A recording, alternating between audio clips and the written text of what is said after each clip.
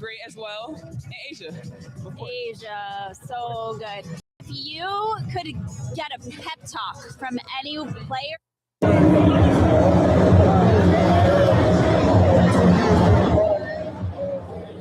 How well do you know your NBA boyfriend? Are you ready? I think pretty well. What kind of guard is he? Two-way guard. He defends really well, and he usually guards one of the other team's best perimeter players. Which state did he win Gatorade Player of the Year for? Texas. What college did he go to? Kentucky. Easy. How many steals did he get at Kentucky? It's a tough one. 8, I think, was his, total? Total. 63? How did you know that? What instruments can he play? The saxophone, I think? Yes. So I saw saxophone and piano. Don't know. Didn't know about piano. Where did his brother play college basketball? UTSA. What NBA team is his brother on a two-way with? The Atlanta Hawks. Boyfriend reveal, it's Casey Wallace. What is one part of his game that you want to have, and what's one part you think he'd want to have of your game? One part of his game that I'd want to have would be his defense, and then one part of my game that I think he'd want to have would be my ability to get downhill. Do you guys ever play ones together, and if so, who wins? Yes, we do, and I always win. Of course. Can't get you out of my... Ready? The sound picked up? Oh.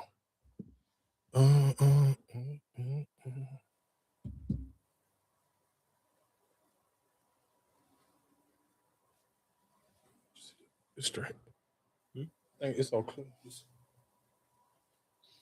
Something else you're looking at? No. All right, let me start this one off the gate. I got it because both of y'all are parents. I got a question for y'all. So it's a T Grizzley and his mom is going viral right now because I guess I don't know what it was, a holiday or birthday or what it was, but T Grizzley bought his girl, well, not his girlfriend, he married, bought his wife and his wife mom a new car, and his mother got into the comment section and was like, that's crazy because she ain't got no. I guess she carless right now. So would you feel a way if your child went and bought their significant other a car and their parent a car, and you didn't have a car at the time?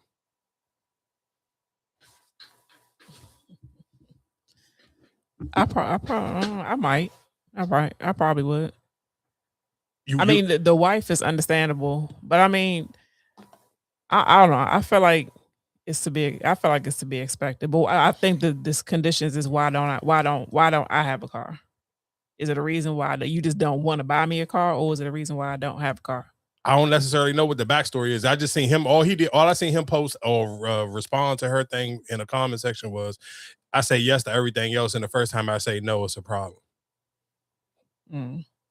Yeah, I think I had to have the backstory to it. I mean, if like you doing everything else, then and I can't get a car, then it's no big deal. And you just bought them a car, like it's not. If you doing everything else for me, then it's not a big deal. I guess I kind of wonder, just even for T Grizzly's situation, it's kind of like I guess it do, because do you feel peer pressure almost by your significant other to buy her parent a car? Because T Grizzly not like, let's be clear, T Grizzly make a lot of money off them video games, but at the same time, that's something that you kind of really got to pay attention to. Everybody might not necessarily know how much T Grizzly really make off of that, so that kind of make me sit here and think, I wonder, like, damn, do her parents be thinking that he's supposed to do certain stuff like that for him, or was that just him doing that just out of kindness of his heart? Because I kind of just wonder how that conversation go, because it's not like, it's a difference between like, if if your significant other was married to like a basketball player or a football player, probably really realistically an NBA player or like a baseball or something like that, where the money is kind of just going crazy regardless. But T Grizzly, I just feel I'm kind of looking at that like, where it's like, I get buying your wife a car, but at the same time, it's like, should T Grizzly have to buy his wife parent a car? You don't have to, but she could be pressuring him to what kind do of car it. was it? I don't necessarily know what the car was because they didn't show pictures of the car, nothing. Like I just literally, you seen the post of his mom and then you see him respond to the post. Yeah, because I mean, like, what if it's like she'd be the one to be having the kids? Like,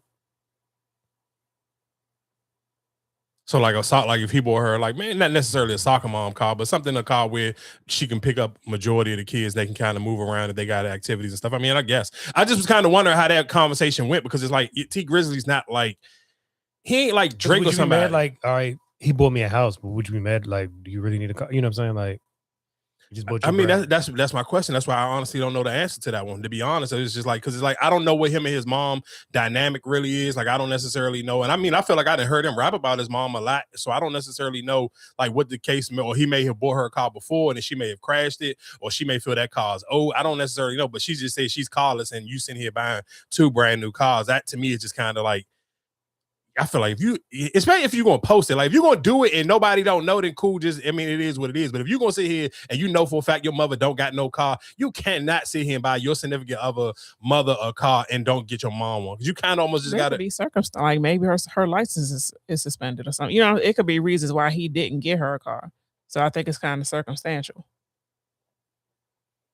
Maybe. And if you fucked up a car before, I'm like, I'm not buying you another one. You fucked the car up. Are kids allowed to do that to their parents? What you mean? I don't necessarily know. I like that's something that parents do to kids. Like if you crash one of your car, I'm not buying you another car. You got to work and get your own car next time. So I kind of get that. Yeah, if it's under my insurance and I'm paying for it, yeah. You wouldn't just so then my question would be, if it's not a foreign car, let's just say if you buying your parents an American car, do you pay for their insurance too?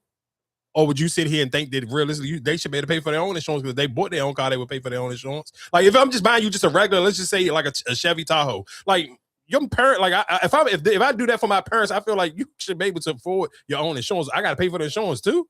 Like T Grizzly, that's what I'm just saying. I'm not counting T Grizzly's pocket because I do know T Grizzly, whatever that little game that all the kids be playing on TikTok, I know for a fact he get a lot of bread off that game because a lot of that time you see people playing them crazy games. That's the I want to say a dude told me that was a T Grizzly whatever system that it looked like the GT6 or whatever. Y'all know I don't play the games like that. So the modified. Yeah, whatever it is. But it's the T Grizzly. Most of the time when you see people playing, especially like they got all the hood stuff and it looked like they in the hood or whatever the case may be and got all the cool cars. Somebody told me that's the T Grizzly system. So I'm sure he makes a lot of money off of that, but I feel like that's something that you got to pay attention to. So it's not like every time I cut on the radio, I hear a new T Grizzly song or T Grizzly going on tour and he got a bunch of sold out concerts. So that's kind of like, that's why I'm kind of wondering, like, how do people kind of like, I feel like sometimes like, even if I'm well off, if it's not like super visually where people can see or hear it every time they come on the radio, I don't necessarily know if he should be held accountable to be buying them type of gifts.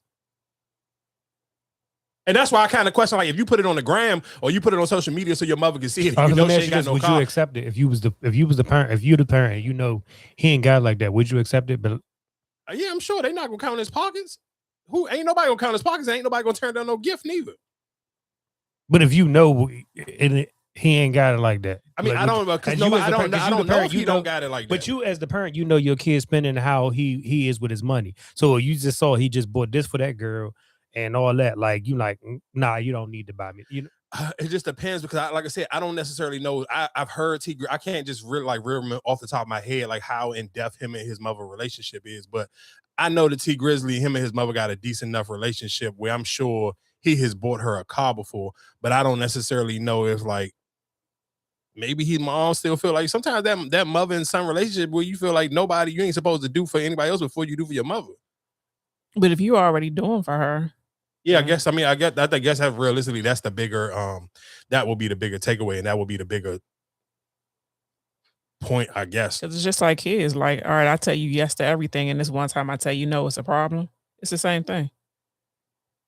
Just because you ain't give me a car don't mean you haven't bought me a house, paid my bills. You know what I'm saying? It doesn't mean that you're not doing anything for me at all. Yeah. Maybe his mom just lunching out.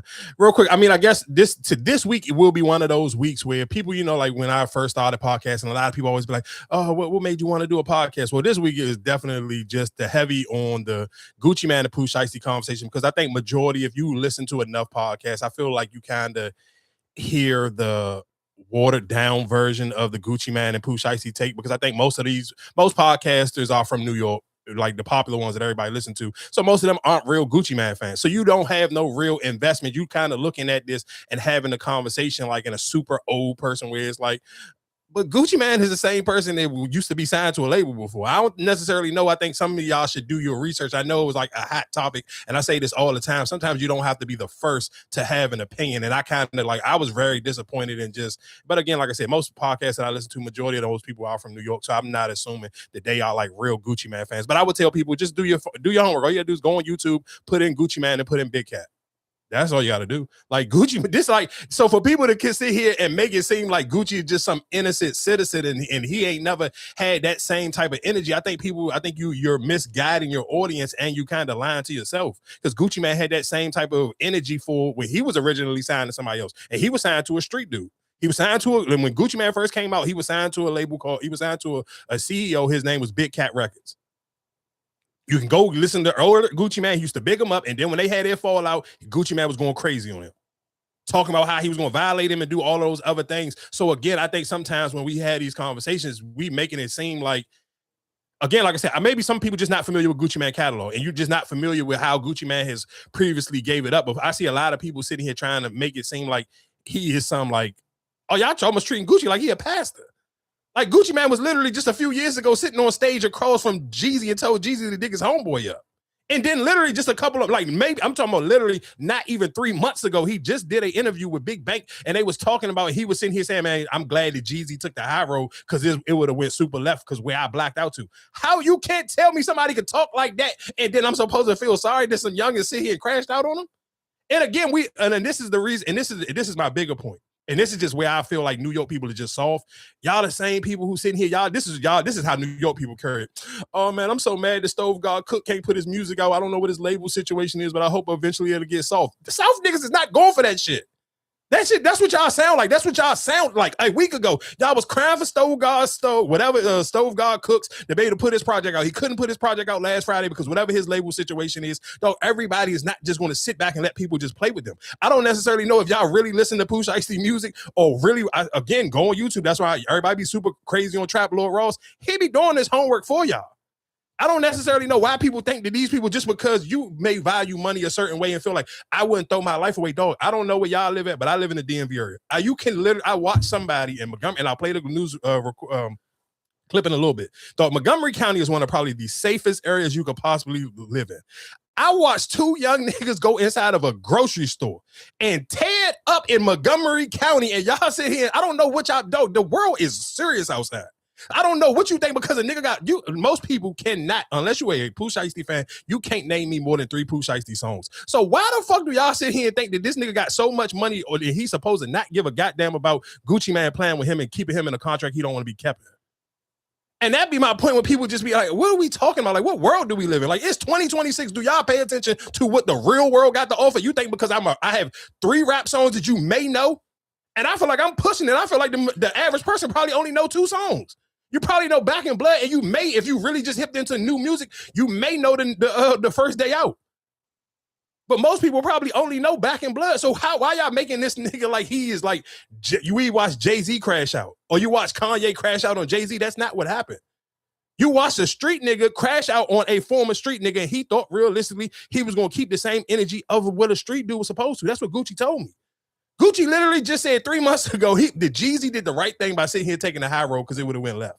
Then sit here and try to remind y'all, oh yeah, me and Jeezy was on the airplane together before, and I pressed him and made him get out of the seat. Like, am I tripping, or this all didn't happen before? This all recent. He just told all of these stories recently on a Big Bank interview, and then shout outs to Young Thug. That's why you shouldn't have took back what you said about Gucci Mane on that phone call. I know you was kind of just trying to play clean up because you said all crazy things about everybody, but dog, Gucci is right. Like, there's no way in hell, like, if you somebody who grew up listening to Gucci Mane, and you in your first couple of songs you heard from Gucci Mane is a rob in my black tee, I hit licks in my black tee. I would never thought the nigga who made black tee would sit here and call the police on me. If I rob a nigga that sit here and got a song called Black Tee, why the fuck would I think he would call the police on me? I would have thought shit was sweet. Like, all right, cool, I robbed this nigga and he gonna get it back in blood. He'll figure it out at another time. Nobody, and shout outs to Vlad. I seen Vlad had a tweet where he was like, Gucci Mane is gonna have a huge decision he's gonna have to make for himself, where it's gonna be like, are you gonna sit here and hold Pooh Shiesty, take the stand and press charges and hold Pooh Shiesty to whatever contract you got him on, or you gonna sit here and not press charges and just let this kind of go by the wind? Because if you take the stand, you literally throw your whole legacy away for some whatever money you're gonna get off of Pooh Shiesty. And I don't necessarily, and it may be worth it, because if the rumors is going true, what I've seen people say, they would sit here and say, while Pooh Shiesty was locked up, Gucci Mane made like $24 million off of Pooh Shiesty. So, I mean, shit, if you sit here telling me I'm sitting down in jail and I hear that somebody made this type of money, I don't necessarily know what y'all think a 20-year-old is supposed to do. Because I'm telling y'all, if you go back and listen to what Gucci was talking greasy about when he was in his first original deal, when he was talking crazy about Big Cat, Gucci Man wasn't getting no, I damn sure know he wasn't making no 24 million. So you can't sit here and think about it. And we're talking about somebody, Gucci got a body. Nobody would sit here and think that a nigga who got a real live body and just told the nigga literally 3 years ago of homeboy he was supposed to kill, literally told this nigga to go dig up your homeboy. You would have thought Gucci Man was gonna call the police? Like, who would have thought of that? Nobody would have sit here and thought, and for all the people who sit here and say, I heard somebody talking to academics and they was like, well, the police officer, if he didn't sit here and tell, he could have lost his credentials and whatever case. Let me help y'all out. For somebody who has paid police officers before, who have thrown parties, and this is the reason why clubs constantly use the same police officer. Let me help y'all out. And this is not to glorify bad things that happen in clubs in the DMV area. But the reason why when you were younger, and it always used to be the same police officer working at the La Pearl, same police officer working at the CFE, same police officer. And guess what? Again, sad thing, RIP to whoever has died in front of these clubs. Because those police officers are in pocket and they know how to sit here and talk and report stuff when crimes happen so you can still keep your club open. You may got to get shut down for a weekend, but they get to go open back next weekend. And guess what? If somebody get killed or get shot at the La Pearl, think about what I'm telling y'all right now. For everybody who used to go to the La Pearl or the CFE, and somebody, the messed up thing about it, somebody has died in front of both of these clubs before, in the parking lot of both of these clubs before. And guess what? When you go back the next week, whenever open back up, it's going to be the same police officers there. You know why? Because those police officers are in pocket to the fucking club. So there's no way in hell y'all telling me that a police officer who's been working for Gucci Man for however many years, Gucci Man could not have told that nigga to shut the fuck up. So people keep trying to make it seem like, the police officer could have talked and it ain't had nothing to do with Gucci. Y'all are living a goddamn lie. If somebody is paying me, I don't get and guess what? Most off-duty police officers, they make their most money when they working security at clubs or when they working at security at a liquor store. So you think that they wouldn't sit here and if the dude was like, man, come on, that's gonna mess up my image. You think that police officer wouldn't have just sit here and took it on the L if Gucci Man would have asked him to shut up?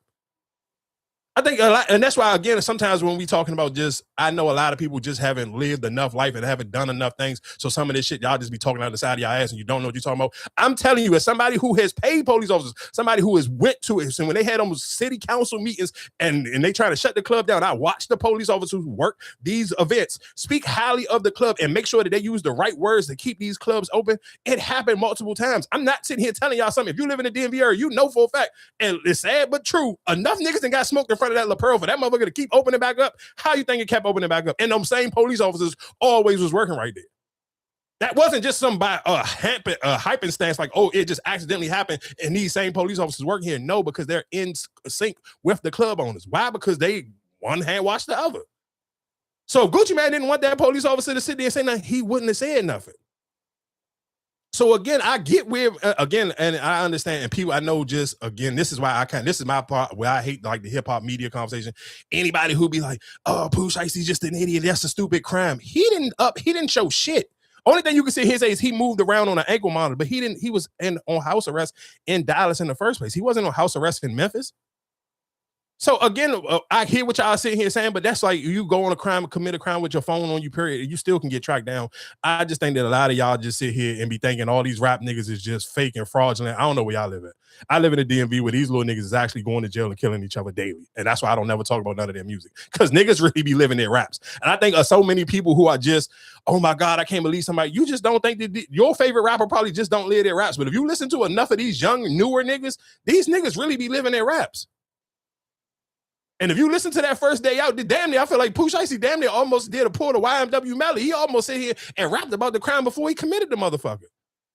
And again, when we sitting here, and this is what confused me about people. Everybody have already heard this story. If you go back go on YouTube and whenever I was podcasting by myself and when it was a snowstorm, I talked about it. But the reason why so many people kind of drag their feet on really talking about it, because Gucci Man does have some type of aura and some type of legacy to him where it didn't make sense with niggas like, Gucci ain't letting niggas hold him out like that. Ain't no way in hell. And that's why when people talked about it, everybody kept saying allegedly, but nobody wanted to believe the story because it's Gucci Man. Nobody wants to believe that Gucci Man literally just got fucking robbed. And he ain't say nothing, ain't do nothing. Like, damn, Gucci just went out like a bitch. And that is, that happened that was in January. This happened in January. It's April now. This is not a new story. But again, because people feel like Gucci is whoever Gucci's supposed to be, nobody really didn't want to report on it because one, people don't want to sit here and throw a nigga in jail if you ain't got to. If Gucci wasn't going to snitch. But then again, people were just surprised. They're like, damn, Gucci just really went out like that. Like Gucci Man was supposed to be the boogeyman of Atlanta, and this nigga just let these young Memphis niggas do him dirty. And again, I really wanted to start this off, and I should have sit here and say, and I'll tie this into the LeBron James thing. Y'all again need to apologize to fucking Ja Morant. Ja Morant lives in Memphis. He know how these niggas move around. So for niggas to get on a Greyhound bus, because Pooh Shiesty was already in Dallas, but the rest of them niggas wasn't. Them niggas got on a Greyhound bus to go rob Gucci Man LaFleur. Got on a Greyhound bus from Memphis to Dallas. And y'all got the audacity to sit here and be mad at Ja Morant for hacking a handgun? They robbed Gucci with a Draco. But again, that's why I'm saying. Did they rob him or they just got him to sign the contract? No, they robbed him and got him to sign the contract. Oh, they did. Yeah, the nigga took a nigga, and this is in it for people who. I thought that was the I guess his crew or whatever that was. It wasn't. He didn't even. Gucci didn't even have a crew with him. He had a cameraman, the white boy who got robbed. That was the cameraman. He had a police. I want to say he may have had, I think, 1 or 2 off-duty police officers. I can't remember how many they said it was, but they took his wedding ring off of him, a bracelet, and they unscrewed his earring. And when they was unscrewing his earring, that's when Pooh, he trying to talk Pooh Shiesty out of like, come on, dog, this ain't how it's supposed to play out. And that's when Pooh Shiesty nigga told him to shut your bitch ass up or we'll kill you. And for people, if you never bought real earrings, them shits is screw on. Like you gotta screw them shits on, especially them expensive ones. That ain't just like some little cheap ass little earrings you get from Claire's. Them shits you gotta actually screw them on. So a nigga unscrewed Gucci Man's earring and took him out his ear. Man, like, come on, dog. I don't know what y'all. I'm not gonna lie to you. I'm disappointed, dog. I didn't listen to too much Gucci Man. Like I remember just back in the day when Gucci and Jeezy had their little thing, and I know old niggas like, man, that's why I fuck with Gucci. He just such a grimy ass street nigga. Like, no, Gucci ain't supposed to go out like that, dog. And maybe Gucci don't give a fuck. Maybe he just like. But has Gucci really been like since he been out? I mean, nigga, this was how long was that him versus Jeezy? That was what 3 years ago, maybe. Yeah, but I'm just saying, but like him rapping, like him being the boogeyman, is that still a thing? But is that before he went into jail? Is that still a thing? Like I said, he could be a change. I don't think people would listen to his music enough like that still. So I can't really sit here and say like I don't think people still, especially them young niggas, don't look at him like he the boogeyman. Because I mean, I remember him when even him and Big Bank was having their little back and forth because who was signing Gucci? The little nigga I want to say was it was what's his name? Olaf. I want to say like Olaf Rant or some shit. I forgot what he said. He had a song that came out. This was like right around the pandemic. And Gucci had an artist that was signed to him, and him and Big Bank was going back and forth on it. And I remember that's when Big Bank and it was first starting. They were first starting. What was the name? What's the name of their show? Big Bang. What is it? I forgot. Whatever. Big Facts. Big Facts. When they first started Big Facts, and Slim was going back and forth with Gucci, man. I remember they had their little back and forth on via social media, and Big Bank was asking Gucci why he ain't why he didn't step in, and then Gucci was like the same reason why you ain't step in when what's my man to be with 21 Savage was going back and forth. He was going on Gucci and he was going on OJ the Juice Man. What's the little nigga name? He had the song with Lotto. He had the what the fuck is his name? Damn, why am I drawing a blank? What's the nigga that be 21 Savage? Young Nudie. When Young Nudie and Gucci Man had their little back and forth. So again, like I said, it been some niggas who had their little moments where they didn't kind of play with Gucci Man a little bit in recent times, maybe like in the last 5 or 7 years. But I don't mean, again, I think most people are very surprised. And I think for people who just run to the first thing of saying that, Pooh Shiesty is stupid. I mean, again, I think some people just value money more than others. I think some niggas are just on principles and morals and more than they give a fuck about the money. And they felt like Gucci Man playing with me, he never gonna let me get out of this contract, or he gonna fuck me over and be putting out this money. Like, you can't sit here like and watch how so many of these rappers complain about how much they don't get paid off of this streaming thing. And you think a nigga want to sit here and be in a fucked up deal, and especially knowing that like I'm scorching hot. And then let's be clear, I ain't gonna lie to you, man. Yo Gotti, you out here playing a nasty ass game, and I respect that shit. I respect Yo Gotti. Don't say nothing. He just one of them like sneaky snipers, and he just drop his bread off wherever his money need to be. So for people who don't know what I'm talking about, Yo Gotti, I believe is paying for Big 30's lawyer, because I know that Big 30 is using Yo Gotti lawyer. And trust and believe, Big 30 was one of the main people on the internet when Pooh Shiesty was locked up, complaining about how the money got funny because niggas in the industry kind of switched up on him. So I'm sure, I know for a fact, Big 30 probably, if Pooh Shiesty didn't take it personal when they was in that room, I'm telling y'all the nigga I know for a fact was in that goddamn studio when he took everything personal was Big 30, because he felt like the whole industry gave him their ass to kiss when Pooh Shiesty got locked up. So again, like I said, I'm disappointed in Gucci Man, though. Gucci Man just talked too crazy for just the last, like that to me, and for people who think may feel like you just too old, that would be like me talking shit about working out all the time and then you catch me at the gym one day, and then I'm trying to bench press something, and then and I can't get the bar, and it's stuck on my chest. Like, nigga may just look at me like, nah, bitch ass nigga, you be talking about all these push-ups, nigga, push that shit up yourself, get that fucking ball off your own chest. That's how I feel with Gucci. Like, I just can't believe, like, this is Gucci Mane LaFleur, dog. Like, literally, he had a song called "Rob in My Black Tee," hit licks in my black tee. But how long ago that shit was? I mean, I don't give a fuck. You can't not, dog. You can't. All I'm just sitting here saying is like, the perfect example is why people don't sit here and feel bad when drug dealers like die. Like, people don't sit here and throw like pity parties, or people don't sit here and put up the rest in peace and the feel sad for niggas who, because think about, because if for what you sit here saying is, and that's because you can look at it and let's throw it in the real world. And again, no disrespect to none of these gentlemen. Rest in peace to Ray Evans, and rest in peace to Alpo. Niggas didn't sit here and like shed a bunch of tears and throw up a bunch of rest in peace posts to both of them when they passed. But think about how legendary their stories was and how much people talked about them, Paid in Full and all these other movies and shit. Well, Ray Forever haven't got a movie about him yet, but just even for Alpo, and just think about like niggas didn't sit here and feel sorry because it's like, nigga, you was you. Like, you was like, that's why I don't understand like that to me. But again, I can't expect niggas who break down Kendrick Lamar lyrics to sit here and have any type of fucking, and that's the shit that kind of blow me away. It's like, that's what I hate about like when it comes to like rap music or hip hop culture. It's like, if you never talk about Pooh Shiesty, you never really talked about Gucci Mane. I feel like sometimes it keeps like you the same way you would have paid Pooh Shiesty career any other time. Pay it no mind. Don't sit here and call this nigga stupid because you wasn't one of the people bigging up his music in the first place. So it's like, how can I think it's because Gucci Mane attached to it. But niggas don't talk about Gucci Mane. What podcast you listen to? The niggas actually talk about Gucci Mane. I mean, because and that's why I said what still make him feel like he's the boogeyman. Like, he ain't put out no records or nobody pay him no mind no more. So yeah, so but I think the boogeyman, you can't not be the boogeyman. Shit, why not? No, yeah, listen to what I'm saying. To younger people, they showed you he ain't the boogeyman. Right, so, to younger people, to older people who really, if you haven't done where you still, he still run these streets, what would the fear be? People who gonna still like, all right, yeah, he keep talking his mental health. You ain't about that life no more. So for sure. So that's what I'm saying. So I'm pretty sure it's probably easy to move on him now. You ain't hanging with the niggas you used to hang with. Your wife taking care of everything. You got police officers hang with. You ain't never had no police officers hang with. So yeah, you not. Nobody's fearing you. So nobody. That's why I say I don't. Why everybody will have to be in the uproar? I mean, like, it is what it is. You fucked over. Now the nigga fucked you over. I mean, I'm with you, and that's how I feel. And that's my point. I just don't like the people who's calling Pooh Shiesty stupid, because I feel like it's just. I think I mean, it is stupid to a certain extent, because, like I said, now you're putting yourself back in jail. Yeah, but think about how many. But I think that, I guess when people say stuff like that, I kind of question: do you really know niggas who've actually been to jail? Because that's common for a nigga who actually been to jail. And if you know anybody who's been to jail and done over fucking 3 to 5 years, guess what? 9 times out of 10, as soon as they come home, they go right back, dog. But what did he get locked up for? For shooting the nigga. He shot it, or I thought it was just had. No.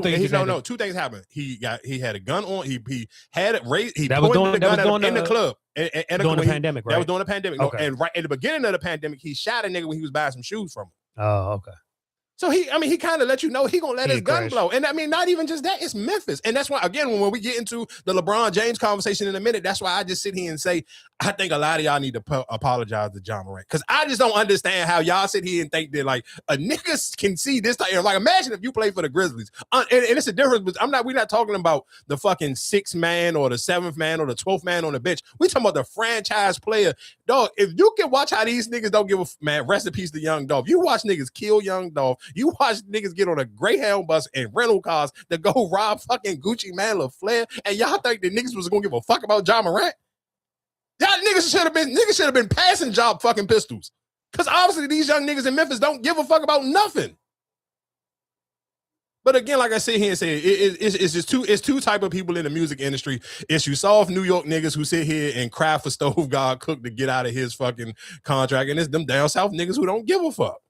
I don't know what to tell y'all. That's just like, you can't sit here and expect everybody to sit here and play by the same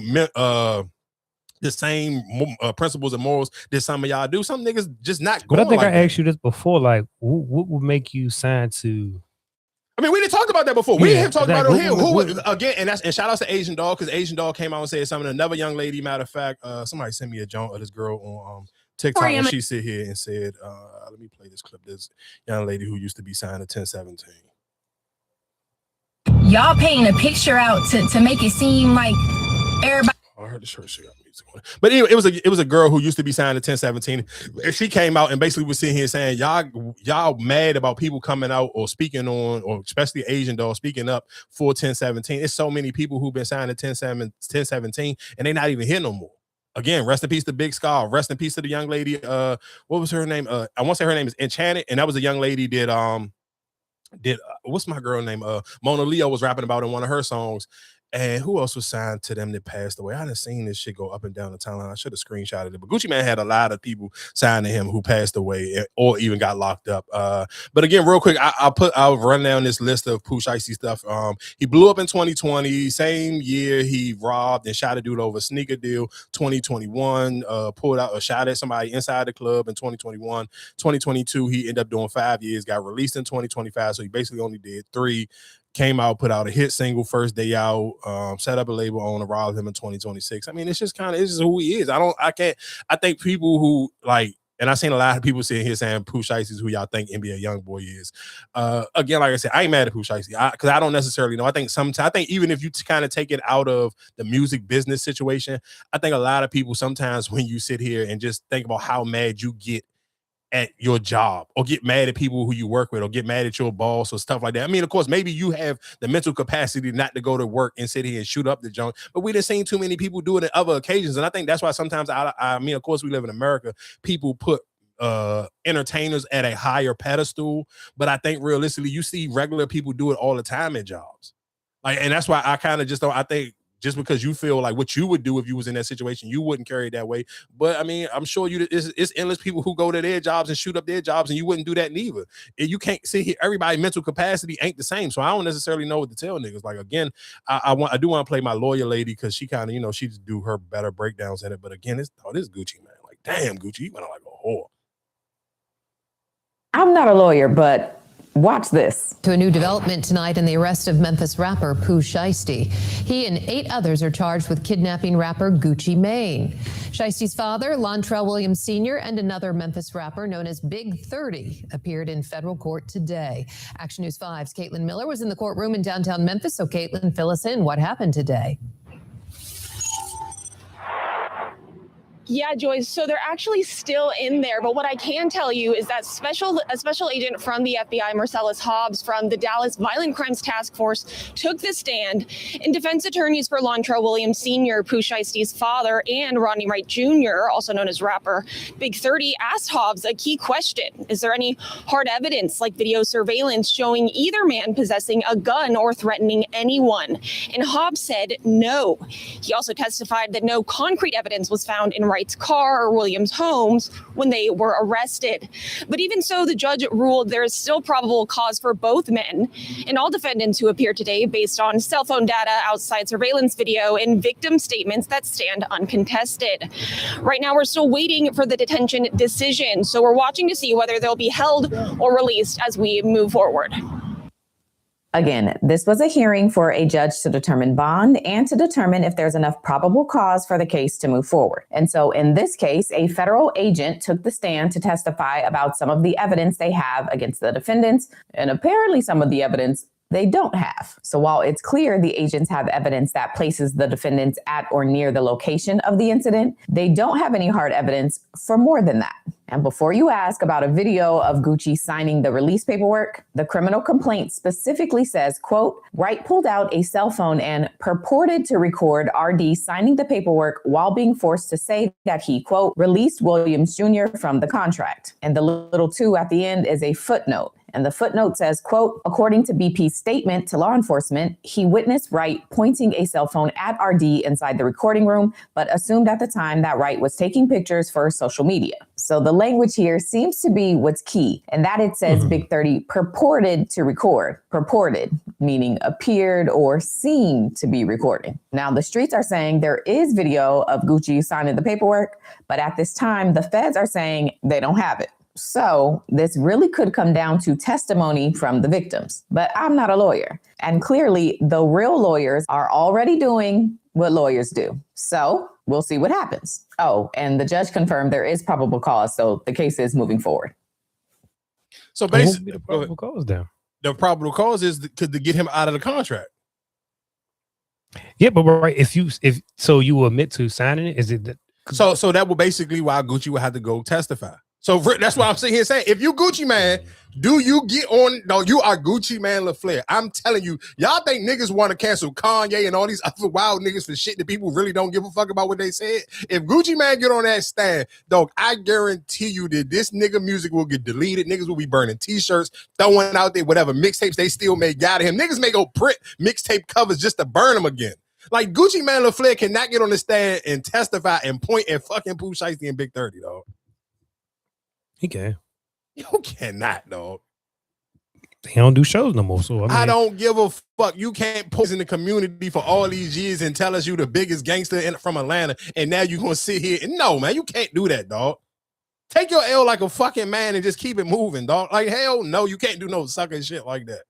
And I'm telling you, if Pooh Shiesty beat this shit, he gonna be the biggest fucking rapper of all time because he gonna be able to sit here and say, nigga. I feel like he gonna walk away from this, and he walk away from it. Damn, that shit gonna go. Nigga, it's gonna go, man. And this is what I'm saying. For people who sit here and think that I'm just talking crazy, if I'm just talking crazy, Pooh Shiesty had the #1 song this weekend on Apple Music and Spotify. Dog, y'all had to understand, this is 2026, dog. We live in the most ignorant times that it is known to live, though. People are going to support ignorant shit. People love negative, messy shit. I'm telling you, I don't give a fuck how old and mature some people be trying to sound when they have these conversations. It ain't no maturity to this shit, dog. People love this type of shit. And that's why when the sad thing is, when rappers die, their music go up. So for Pooh Shiesty, like, I mean, he kind of catching the best grace of this, where it's like, I can kind of get the catcher. I can do a crime to one of the biggest street rappers of all times. And if I can beat this, now my legacy and legend just go through the fucking roof. And like you said, good. I mean, let's just sit here and say, if I don't even know what's the best, to me, the best case scenario for Gucci would be able to be like, don't let him out this shit and find a way for Pooh Shiesty not to go to jail. I'm pretty sure you can't, because if there was no lawyer involved, like how do we even say this is legit? You know what I'm saying? Me signing it. Don't that's something like that's something. I mean, no. So that's when he would have to testify that they had pointed a gun at him, because if they got you, if you actually signed the contract, and you don't sit here and say I signed it under distress, basically sit here and saying that somebody had a gun to him, then there's basically you signed the contract and let Pooh Shiesty free. I don't know. That's kind of. So that's what I'm like. If there wasn't no lawyer presence, like how do we even know? Like, but my only thing for Gucci will be is if he actually made this $24 million when Pooh Shiesty was locked up, no, you can't sit here and be fucking that thirsty, dog. Like, just let it go. What you mean? Because what Justin really why kill your whole career by taking a stand on him, and then he ain't gonna be able to put out no more music. So what's gonna be any good for you to keep you fuck your career up and you ain't gonna be able to make no more money off of him? Because he gonna go back. Because he vowed. You gotta remember, Pooh Shiesty out on probation. He was supposed to do 5 years. He only served 3. So he had 2 years of probation on his head. But that's what I'm saying. Even with Gucci man, he's not putting out no music. So what? Let's say he want to be. He didn't put out 2 books so far. So let's say he want to be an author now. Niggas who normally would just buy a Gucci man book just off of GP because I like Gucci man. You're not buying that. You're not supporting that nigga like that. Come on, dog. I already told y'all you shouldn't have bought the mental health book in the first place because I felt like that was bullshit. Yeah, I don't think you'll mess it up. Yeah, you get talked about, but I don't think you'll mess it up. I mean, we're gonna see. But I mean, because I kept mentioning Memphis, I do want to kind of just tie this in and we can go right into LeBron James. So people this one gonna kind of be a little bit lengthy because a lot of people was y'all like dragging LeBron for these comments. Here we go. Fucking tired at 41 years old. You think I'm gonna do that shit? Being in Memphis on a fucking random ass Thursday. I'm not like the first guy to even talk about it in the NBA. Like we all like, you guys have to move. Just go over to Nashville. You got Vanderbilt over there. You got the fucking NASCAR. You got a stadium. Don't they got a hockey team too? Yeah, Predators. Like they got everything. Doesn't look like LeBron's going to be on the Grizzlies anytime soon. So Grizzly fans out there. Yeah, they know. Their only chance was in 2003 if they ever won the lottery. Give me that. And I might have pulled a Eli Manning and not showed up for the games. So let's be clear. That comment from LeBron James triggered a lot of people. So I will let a lot of these people, because I do think this one people from Memphis. No, not even a lot of people from Memphis. Shit, this first dude I'm about to play right now to be on ESPN. I don't know. He ain't from no fucking Memphis, and he kind of went absolutely crazy on LeBron. it bothered me so much. It was the last thing I thought about when I went to sleep. First thing I thought about when I woke up this morning. And part of it is just so unbelievably and unspeakably corny for LeBron James, who is a black man, millionaire, billionaire, whatever black man, to be sitting with his country club bros talking down on the blackest city in the NBA with so much rich black history and talking about moving that city, moving that basketball team to Nashville because of NASCAR and a hockey team and an Ivy League school and taking resources like the Memphis Grizzlies away from that city. And I get it. It's not just LeBron. I get that like other athletes, there was a montage of all these other athletes talking about how much they hate Memphis and how much they hate the hotel in Memphis and all this stuff. But it takes 2 seconds of Googling just any bit of history of Memphis to understand that Memphis is one of the pillars of the civil rights in this country, right? We all should know this. Go look up the Black Monday boycotts. Look up the volunteer ticket campaign. Look up why Martin Luther King was there when he got assassinated in the first place. And you'll understand that in cities like Memphis, Tennessee, in this country, when you have been part of such of these movements, right, the economic black backlash of such movements lasts all the way, yes, into 2026. And so that is why these athletes are upset because they don't have a Four Seasons in Memphis, Tennessee to like soak their crusty ass feet in the jacuzzi or whatever they want to do. They're mad at the hotel. And instead of thinking of like, how can I contribute to a city like Memphis? What can I do to help a city like Memphis or to appreciate the rich history, the rich musical history of a city like Memphis? My solution, because I'm inconvenienced for 4 days out of the year at a bad hotel, is to take away jobs, to take away economic benefit, to take away culture of the Memphis Grizzlies, which, by the way, all the players who play for the Grizzlies, they give back to that city of Memphis. So your solution is to move all of those resources into Nashville because you don't like being in a hotel for a few days and you're going publicly trashing a city like Memphis is absolutely corny for these athletes to be doing this. And one more thing for LeBron. The National Civil Rights Museum is in Memphis. And if you recall, Emmett, that is where LeBron James decided to poach some of that culture from that museum, take the colorway from the Lorraine Motel and slap it on his shoe for economic gain. So what do we call, Emmett, somebody who likes to take from the culture of a place that he wants nothing to do with? He is a gentrifier in that aspect. You are a culture vulture in that aspect. You are being a sellout in that aspect when you are trying to take from Memphis and you go into a country club and you go and insult that same city when you're with your golf bros. It is behavior that I would have thought was unbecoming of somebody like LeBron and all of these other athletes, these other hoopers who have all these bad things to say about Memphis. Just take a second, think about what you're doing, and maybe you can contribute to the city that you're crapping on. I mean, the people. I hate this so. You know the crazy thing is when I'm listening to people saying I'll play some people from Memphis. I definitely want to play Stephen A. Smith. Oh, absolutely crazy. It's some shit that you just LeBron. I mean, and I'm sure I want us to give LeBron a little bit of bail, and maybe in his mind having that he thought he was just giving out like some bullshit, like little white boy jokes with some white boys. And because I don't think LeBron James is as smart as people try to make him seem, because he's just been playing basketball at an elite level for a long time. And I think people kind of give him too much credit. So I don't necessarily know if he knew or even really know all the black history that really got anything to do with Memphis. And again, even just seeing when that hotel that they was talking about, that they kept saying it was a horrible hotel. Again, that's the same hotel that Sauce Walker got shot in front of. And his man got killed in front of. So that's, again, when I know I'm saying it jokingly, I'm saying that people need to apologize to John Morant. But at the same time, I'm not. I'm really serious about just how, and I don't necessarily think, even when I'm learning just the way that is the big economy push for Memphis, I'm not like, I can't sit here and like, I don't give it, like, to me, with somebody like LeBron saying that, and you want to really be a businessman and you kind of want, ownership and shit. Why not buy a hotel? You've been in the fucking league for 20-some years, and I'm sure that hotel has been the same hotel that you've been complaining about for the last 23 years. Why not you sit here and buy a hotel and you know that you guaranteed to make your money back because NBA teams got to play there fucking 40 times a year. Yeah, but I think it's probably not just the hotel either. It ain't probably shit else. You never heard nobody say, "Hey, let's go to Memphis for vacation." I mean, yeah, that's cool, but you nigga, you there for work anyway, right? So that's what I'm saying. So imagine you just going there like you plan. Like, I'm trying to think what we could say that's like imagine you going to Elkerton or something like, you know what I'm saying, like somewhere in Maryland, like far out, like you got to go there. You stand there like it's nothing to do, it's nothing around there. So I was like, I'm pretty sure that's where the conversation probably even came from.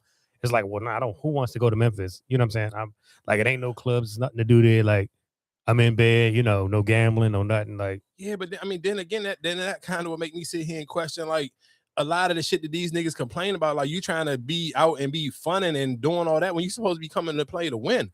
Again, like I said, I just think that to me is just I'm not. But like, how many times we hear like, dog, basketball players and they got all the time in the world until it's game time. So I mean, of course, like if I got to be stuck in this city, I can't do nothing. I mean, I don't necessarily know you saying you can't do nothing. I mean, you may not, and maybe for your own safety, it may be right for y'all just to stay in that hotel and don't go nowhere. I don't necessarily know. I don't know that. I don't have the answer because I've never been. Well, I've been to Memphis one time, but I didn't go on some. I'm not a rapper either, so my experience is going somewhere is going to be completely different from somebody else's experience going there. And I literally just went there to go to the mall and something else, and like. I just think LeBron James kind of like people, and I think people feel that LeBron niggas is just looking for anything to complain about with LeBron. No, I think people just hold LeBron to a high standard and think that he, especially the group of people he was in front of, saying that he was literally playing golf with a bunch of white niggas. So yeah, people gonna feel some type of way that you kicking in a black city backing around a bunch of white people and him trying to old his age where like, hey, I'm 41. You think I really want to be? Well, nigga, retire. Ain't nobody, listen to what I'm saying. Nobody's holding their breath and asking you to keep playing.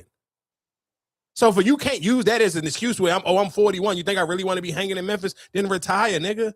Nobody's asking you to stay here. Like, nigga, nobody's even thinking that y'all about to even win a championship this year. Like, nigga, y'all fraudulent fucking a regular season ass team right now. So like, what are we talking about? Like, you're not doing nobody favors by still fucking playing. You only patting your own pockets. You ain't even trying to win a championship, nigga. That's why you stayed in LA. So again, like I said, I mean, I get it.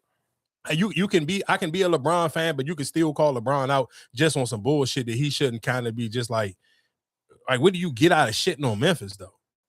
Especially not, and again, I don't think that you as smart as niggas try to give you credit to be. So that's why I'm not even gonna hold you to the same standard that some of these other people are. But I do just kind of question where it's like, man, that shit you just did. It maybe again, if you would have said this, because there is a viral video going around of like endless basketball players saying the same shit, but they wasn't saying that they're playing golf with a bunch of white niggas neither. And then sitting here saying, hey, let's take the city, let's take this team from this black city and let's move it down the street a little bit to where all these white people at. Like that shit kind of goofy. Like I ain't gonna hold you.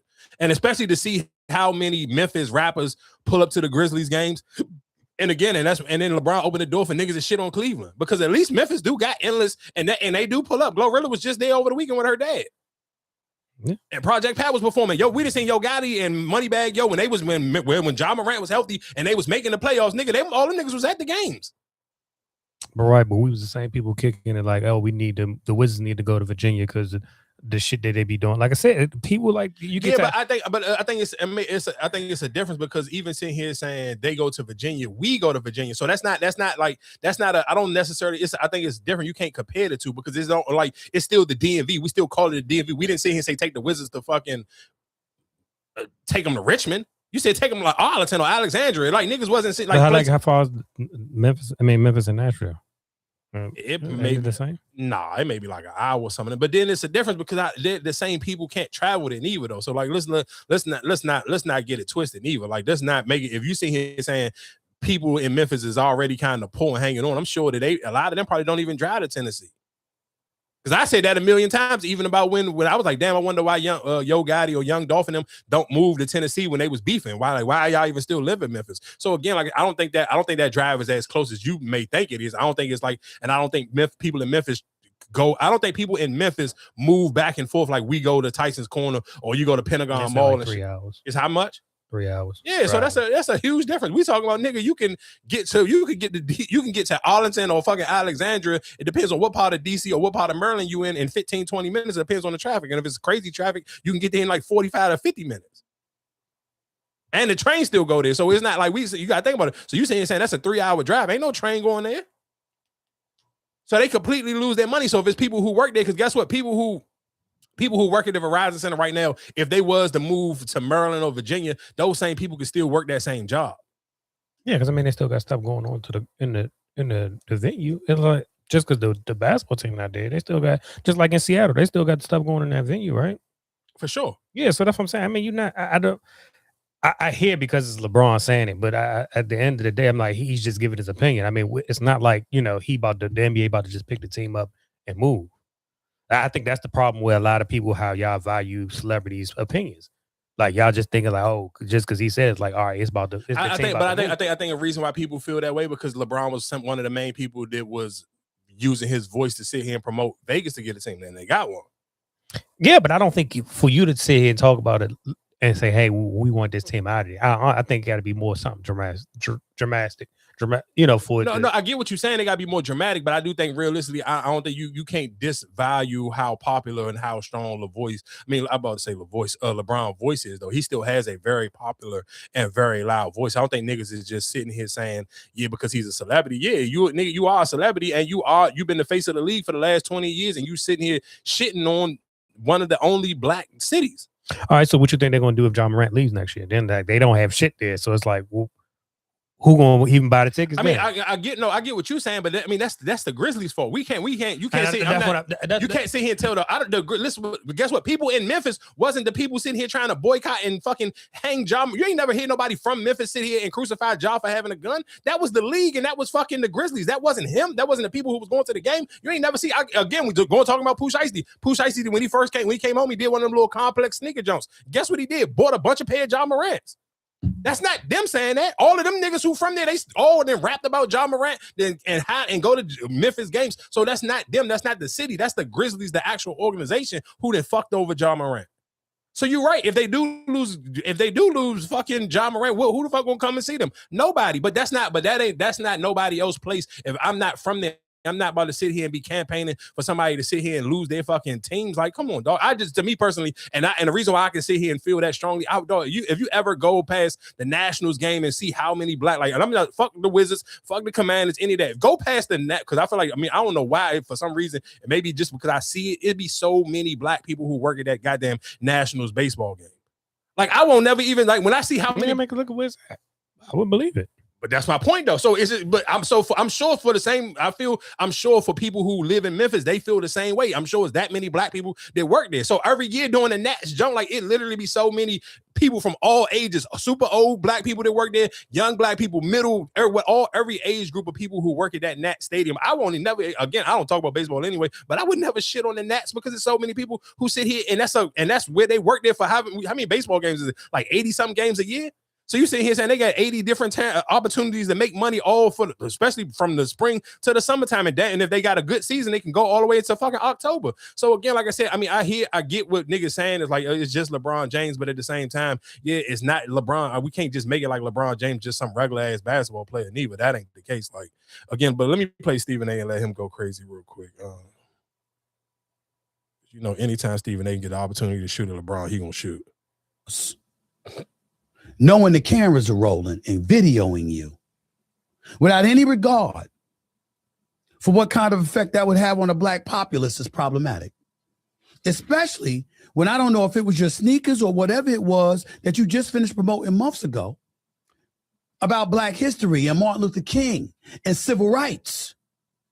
I think you wore sneakers or something commemorating all of that.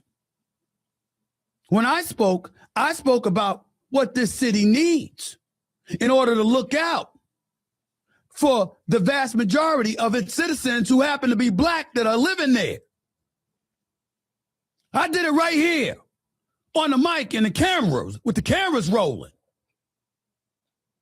Dead serious as hell. Because I ain't trying to let nobody off the hook on that.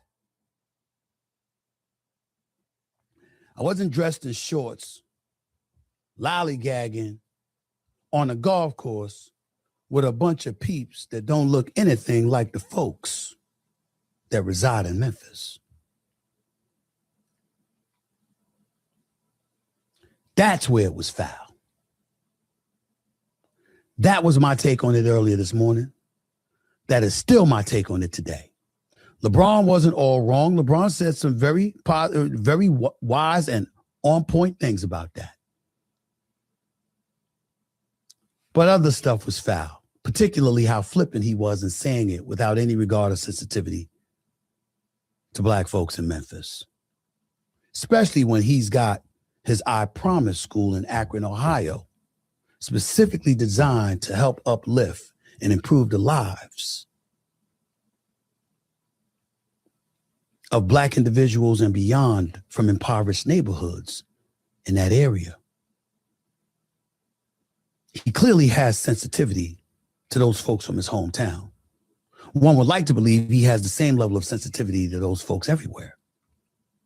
And I'm sure he does.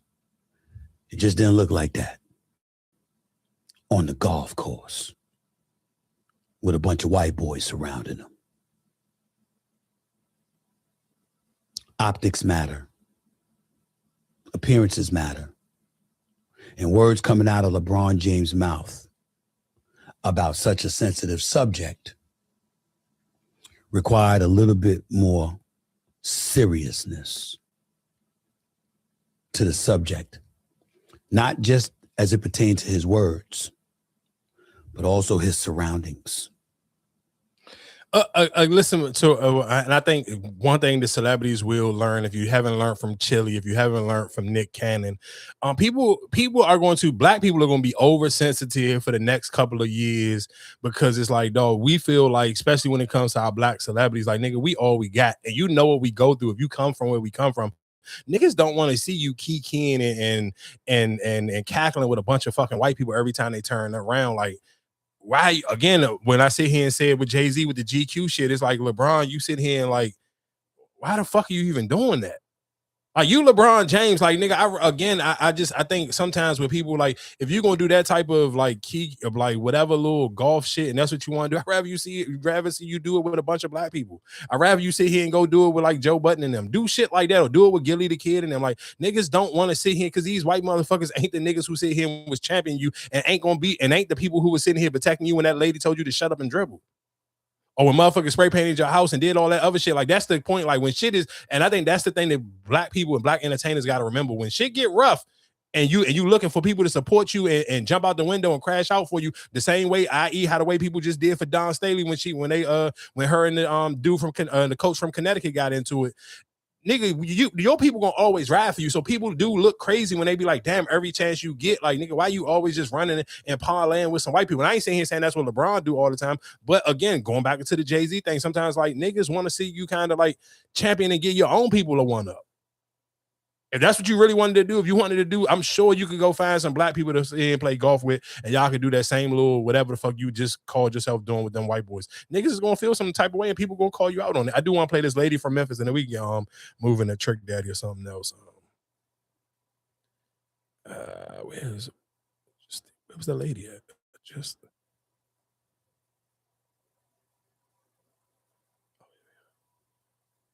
LeBron James, how you gonna talk about what city you want to go to or don't want to go to when you're from Cleveland? Memphis is way better than Cleveland at any point, at any time. Think about that while you're trying to pick what team, where you want to play at. It's not about where you want to play at. Everybody got their own support for their city. Thank you. So shout out to that older black lady representing Memphis, and people do got a point real quick. Let me play a couple of white boys going off on LeBron, since he won't hang with white people. LeBron said, how did it make you feel? I'm really shocked. In my opinion, LeBron should keep his opinion to himself. LeBron may be the king of LA, but he's not the king of Memphis. I hate LeBron James after that. Okay, bro. So this song cannot be talking, bro. I used to love LeBron James until yesterday. Person of his stature, a city. I don't know why he's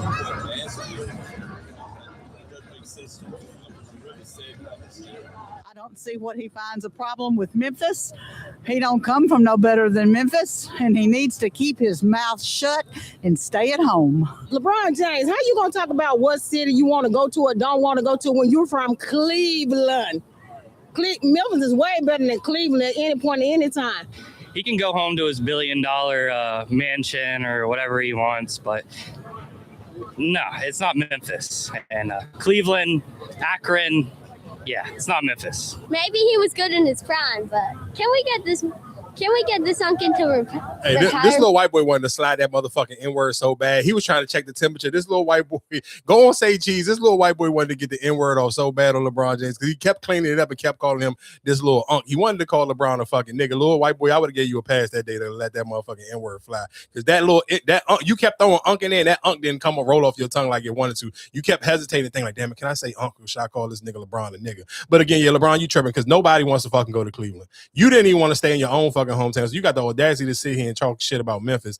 At least Memphis got fucking 10 rappers that people actually listen to. Y'all got Bone Thugs and Harmony, and that's it. So, I mean, you think about that. And you got fucking MGK and Ray Cash. Yeah, that list of motherfucking niggas from Cleveland, LeBron, you should kind of be very quiet when you sit here trying to shit on other people's city. But again, like I said, shout outs to Memphis. Again, free Pooh Shiesty. And I mean, that's it. I guess that is my Memphis takeaway for the day. Damn, I can't believe Gucci, man. God damn. Rob in my black tee, hit licks in my black tee, and a bricks in my black tee. Fuck Gucci, man. But I guess going into other news, DaBaby. So DaBaby was catching slack on the internet because it was a gentleman who he's a painter, and he basically painted a picture of DaBaby's two daughters, and DaBaby, I guess, was performing at a club in Dallas, and or maybe it was after the concert. I don't necessarily know because I know DaBaby is on tour right now. And the gentleman wanted to give him the painting. And DaBaby kind of just walked, like he looked at the painting and just walked past. He didn't acknowledge the nigga at all. He looked down at the painting and literally just kept walking past. And people went crazy on DaBaby. So then he sit here and he made this clip. Grown ass man discussing my daughters, painting pictures of my daughter. And another thing too, man, because y'all starting to get on my motherfucking nerves. Talking about Buddy with this painting of my two of my daughters that he presented to me outside of a nightclub or whatever. First and foremost, I'm not the type of father that I'm not into, like, you know, grown ass men discussing my daughters, painting pictures of my daughters, taking pictures of my kids. I don't play like that. If you play like that, to each his own. You see what I'm saying? Like, more power to you. Send that nigga a picture of your daughters, let that nigga paint them, and then show him some appreciation. Number two, I'm not accepting no painting of my daughters outside of a nightclub. Number three, you see what I'm saying? You feel a way about, you know, the principles I stand on with my kids and how far I go to protect them. That ain't none of my concern. Be more grateful to it. Let's go. Yeah, I mean, y'all parents, so y'all can get y'all opinion first before I drag my nuts on this nigga. I feel like you got a right to say that. You go dragging. We the parents, and we're gonna. What? Go ahead. Why you dragging your nuts on him? Because nigga, you crying about you can't fucking get hot again, and this is why you can't get hot because you fucking irritate the shit out of people being a fucking cornball. What the fuck was it gonna hurt you to sit here and take a fucking painting? Just take you 2 seconds. He don't even know today. He don't, like, if you painted a picture of me and gave it to me, that's cool. But you gonna paint a picture of my kids and give it to me? Like, out of all the people in the world. Because all your last interviews you've been recently doing, your whole biggest thing is on how great of a dad you've been trying to be to show up for your kids, so your kids is important to you, and you've been using your kids as fucking promo for the last. Why those two? Yeah, because those are the two that's in your fucking on your page. Yeah, that's still weird. It is. For you to sit like, it wasn't even like it was a meet and greet or you sent it to my house or nothing like that. You showed up to the club with this paint. Nothing happened to my kids or anything. Like, I get it. Like, if you was grieving, oh, you know, here's your daughter. You know what I'm saying? Like, I get that part. But if it's somebody who always, if you see, okay, question for y'all. Y'all would think it would have been strange if a nigga would have sit here and gave LeBron a fucking painting of Bronny? Yeah. Why? Why not? What made you paint a picture of Bronny? If you're a fan of me, if you're a fan of me, like you didn't, DaBaby wasn't even in the picture. I get it if DaBaby was in the picture of him and his kids, then cool. But you painting a picture of my kids, like that would be weird. Like you showed up to the club, like, oh, here you go. This your daughter and them. Like, no, the hell no. It's not even like we was at a carnival or some type of event where you painted. And you came to a club with that picture. Oh, I'm listening to what I'm saying. That part is cool, but my whole point is you could have still acknowledged him. You didn't have to carry the nigga. I get what y'all saying. The scene he's saying, I don't want the nigga painting a picture of my kid. Cool. If you don't want niggas painting no pictures of your kids, then don't post your fucking kids on the internet. Because when you see, but you can't help that. Like I said, you can. You don't post your kids on the internet. You can help it. What you mean?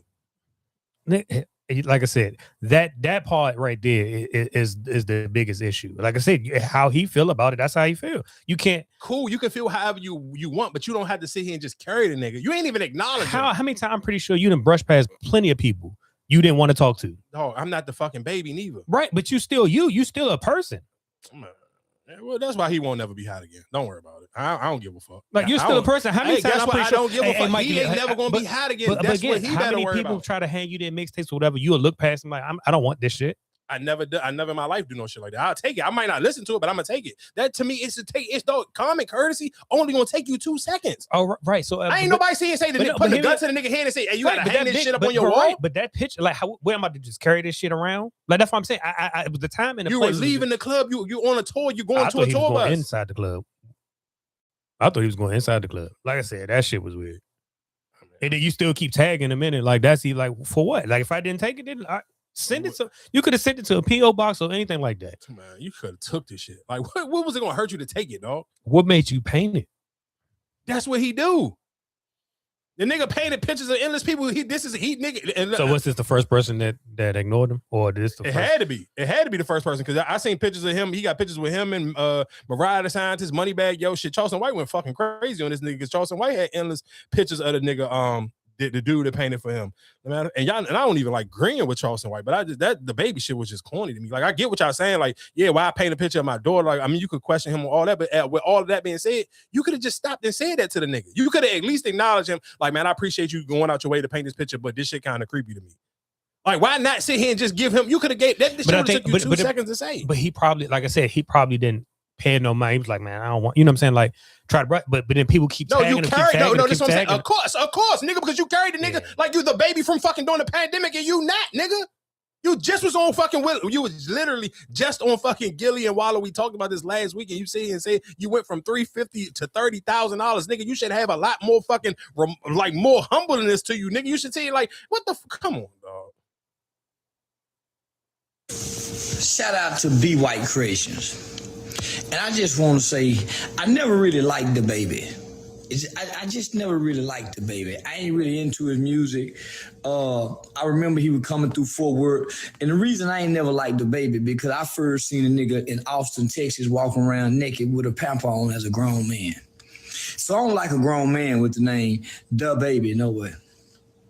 But the guy who drew the picture for him is my second cousin. His name is B White. He runs an art studio called B White Creations. Very reputable guy. Every celebrity, and I mean every celebrity who have come through the Dallas-Fort Worth area, B White Creations have drawn a picture for. He's very popular. He's drawn pictures for everybody. He don't ask for no money. He does this, and he's very creative. He does this on wood. So he does this on wood. So he's drawn this for me. He draw this on wood canvas. So he draws this on wood canvas. He draws this on wood canvas. BWhiteCreations.com. So this just not no pervert guy. This just not no pervert guy that's drawing pictures of DaBaby's daughter. This is a guy who, if he admire you, he's drawn pictures for everybody. He's drawn this for me. He's drawn a picture of me and my kids right now. He's drawn a picture of my daughter. He drew pictures of my wife. He drew pictures of my girlfriends. So this guy does a lot of art. So for DaBaby to get on there, man, I don't want no nigga, you post your kids. You brag about mistreating women for your daughters to her. Now, man, these niggas just come up with all. See, the rap niggas suck each other dick.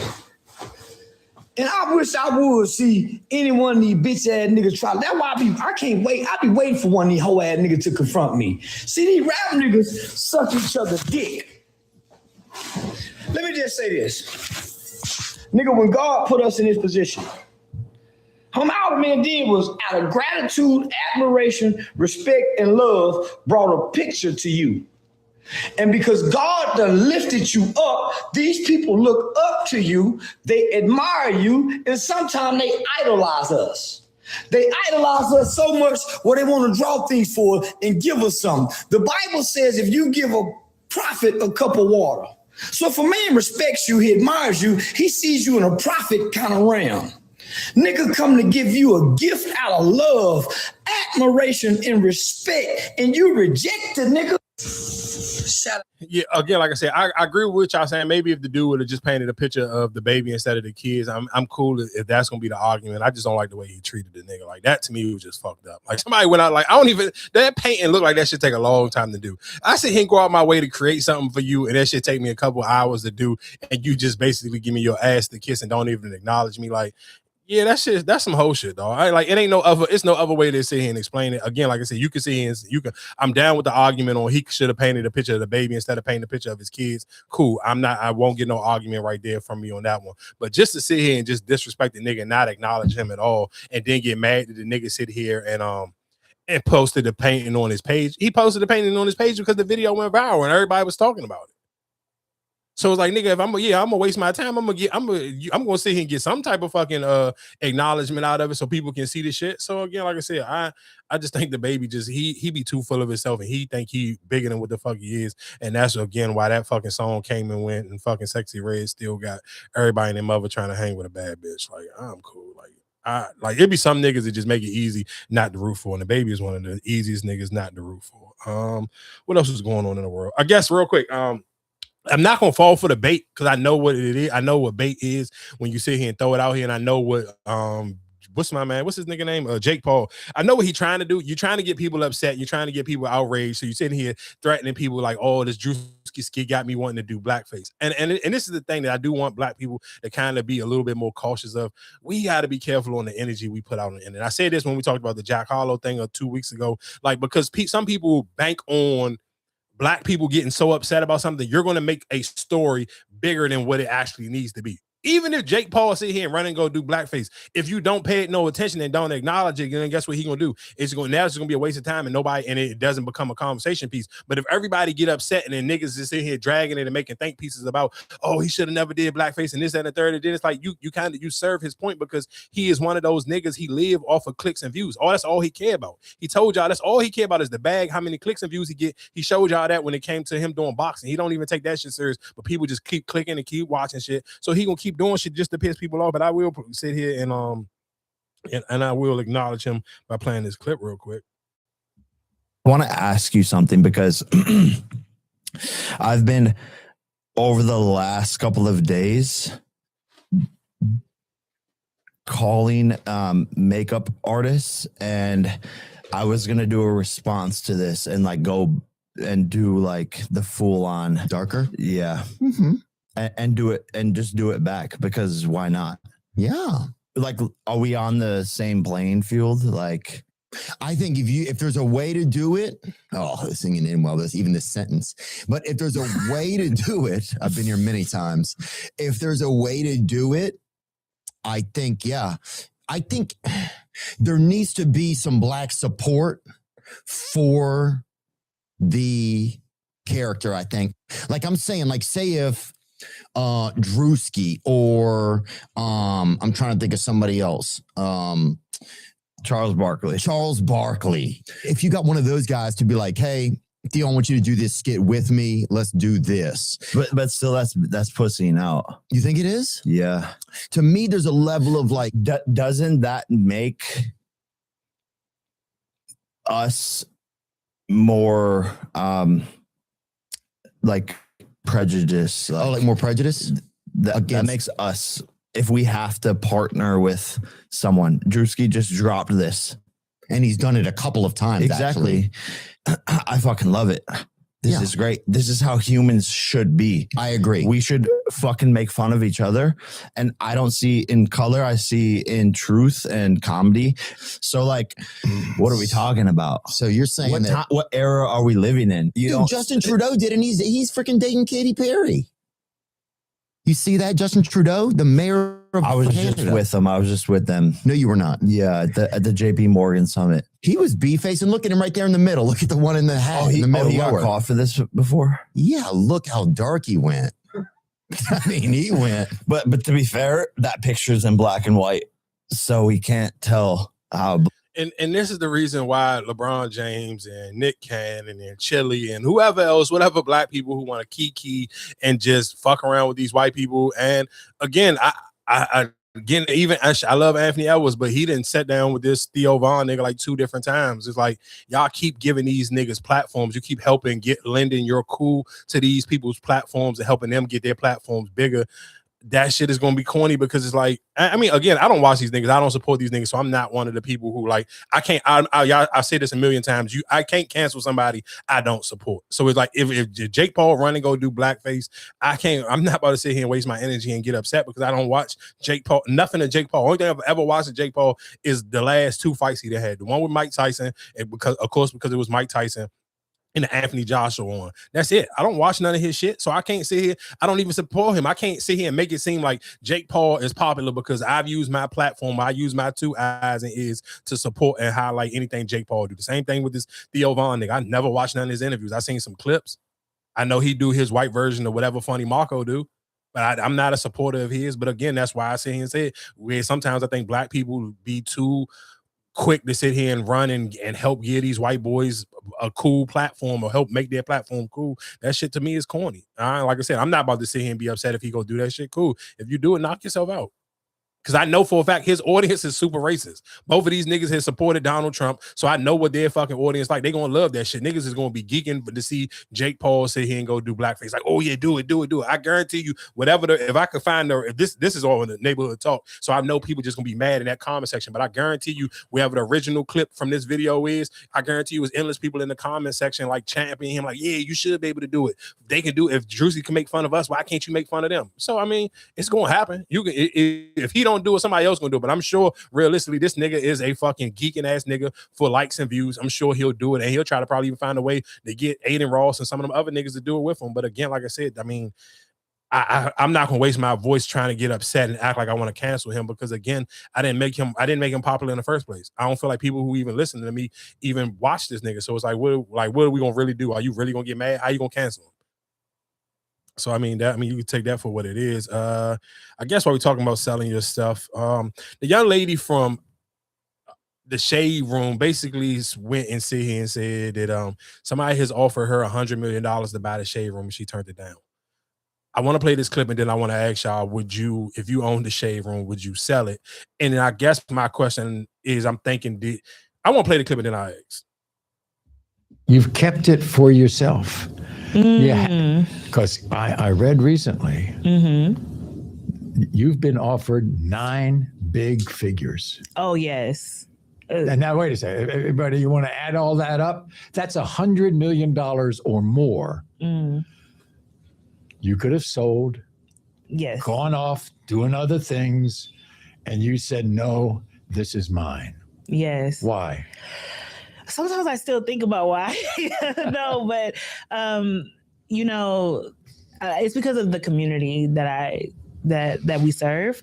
I really love them, and like I'm really protective over where they'll go. So you were afraid that if somebody bought you out, they would change it up. Well, because a lot of times when the offers would come, it would be during like an election year. You know what I mean, or something big. I see. So it would be for. So they would change it for some partisan reason. Exactly, for politics, because it was a large Black audience and like their voting ability, and so like it would usually be election year, so 2020, 2024. You understand what I'm saying? So like, but by the way, you dipped into politics in 2024. That's why. So on Instagram, we are in the last 30 days, we're the number one source of politics on Instagram. So we built a really big. Yeah, everybody ought to know. We're not talking cheapo here. 21 million followers on Instagram. Yeah. I mean, yeah. I don't know many more who have that. Wow. You've kept. So I guess my question to y'all is, for people who don't know, the Shade Room has 28 million followers via Instagram. I guess would y'all have sold, if you own the Shade Room, would you have sold it for 100 million? Absolutely. I definitely would have too. I wouldn't even thought twice about it. But then when she even sit here and say, like, I was worried about where, like, even like her answer saying I'm worried about where my community go. Do you really, like, in her mind, do you really feel like you doing your community a favor every day, the shady shit you post? And maybe the Shade Room has got a little bit better than it compared to, like, if I'm comparing it to like the Neighborhood Talk. Like, I do feel like the Neighborhood Talk tries a lot to do to like the man, I ain't gonna lie to you. The shit that pissed me off the most is like when I see people try to promote 6ix9ine or fucking Tory Lanez. Both of them shits drive me crazy. Like, bro, nobody is listening to neither one of these niggas. I don't give a fuck when 6ix9ine come home from jail. I'm not checking for him. Like, that's the shit. Like, some people, they'd be like, even with, and to be honest, Ray J is another person that's like, bro, he's not famous. He's fucking Shade Room famous. Like, y'all keep his name relevant. Like, sometimes I'd be like, dog, I wish that some of these blogs made people earn their actual celebrity. And that's maybe another reason why I just like TikTok so much, because if somebody's going to be popular on TikTok, there ain't no blog page that can make you popular on TikTok. You have to make yourself popular. And I just, again, like, I really feel that way about Tory Lanez, fucking Tekashi 6ix9ine, and Ray J. Because I'd be like, bro, why do y'all got to post Ray J so much? Ray J ain't had a hit song. He ain't done shit in God knows how fucking long. Like, why the fuck do we got to why do I got to see Ray J every fucking day? Like, that shit to me, like, I ain't gonna lie to you. I wish he would have sold that motherfucker for $100 million. Like, I know I would have, but then again, when she's saying I don't want my way, you like you feel like you're trying to hold. What are you holding the audience caption for? Like, and then even to sit here and say, and that is the sad thing. If she is the number one source for black people to get their politics from, that shit is sad. But I mean, I kind of get it though. Again, because nobody don't know who she is, and nobody don't even care about them little shows like that little Shade Room Live that she be trying to do with the two gay dudes and the girl from Chicago. Like, people don't give a fuck about them people's opinion. Like, even when they go live, for that page to have as many followers as they do, it probably barely even be 1,000 people watching them go live. So again, like, just with some of that stuff, I mean, I wonder how much money do she be making? Because if you can turn down 100 million, that's why I say I think it's more to it. She probably make a lot of bread. She got to, because to be able to turn down 100 million for a blog page, like, it's not even it's not like it's. I mean, it's not like it's not a digital. It's a digital what's name too, right? Like a what? Digital what? Like the website and all that type of stuff. Yeah, like it's still a website, but I mean, I don't necessarily know how many people actually go to the website. See, that's why she's probably saying more than that. Probably. But why not just take the 100 and you can kind of go off to the sunset? And I feel like those pages ain't hard to build up. Maybe to that capacity, but yeah. But if I sold it, would you come follow another? They do every day. If you but it's not the same. Like you said, no, the Shade Room has, of course, because the Shade Room is a name. She has built a brand. That is a name. So listen, I don't want to sit here and knock it and discredit like that is not a name. It is a thing. It's just like when you see and saying like when people can get in like Love and Hip Hop, it would never be another love. You know what I'm saying? Like it could be different cities, but if that whatever's name on the sky, she said, "All right, I'm done. I'm gonna go rebrand another one and try." Like it won't be the same. You won't get the same following. Maybe if because if you try to go after that same audience, you may not. But if you kind of, I guess, change it a little bit, you may still be able to. Because again, with your example that you just used, like, okay, they still got. I'm sure there's women who watch Love and Hip Hop and also watch Housewives, and also watch Basketball Wives. So I'm sure those audiences kind of like they intermingle with each other. The same way I'm sure the people who go on the Shade Room, you'll see some people, and the crazy thing is some people will comment on the same exact topic multiple times. They'll go comment on the Neighborhood Talk and they'll go right under the Shade Room. So I mean, I get it, but again, you have seen other people build. Maybe their brands is nowhere near as big as yours, because I think the Neighborhood Talk only got like 1 million followers. So compared to hers is again like it is the cream of the crop. You're talking about 28 million compared to if your closest competitor only got 1 million. Yeah, it's more to it. It's definitely more to it. No, for sure. I know it got to be more to it, but I still just like, man, $100 million is. I'm a reason why I say it's so hard to turn down. Unless she just making something crazy. Like maybe because if it was her, I kind of would get it. Where if it was like let's say if it was like the Breakfast Club, or if it was like Joe Budden and somebody trying to come and But right, buy so them. But that's them though. They're actually and that's what I'm sitting in saying. there. So that's a difference to me. And that's why I was about to ask that. Because if they buying it, I still want you to run it.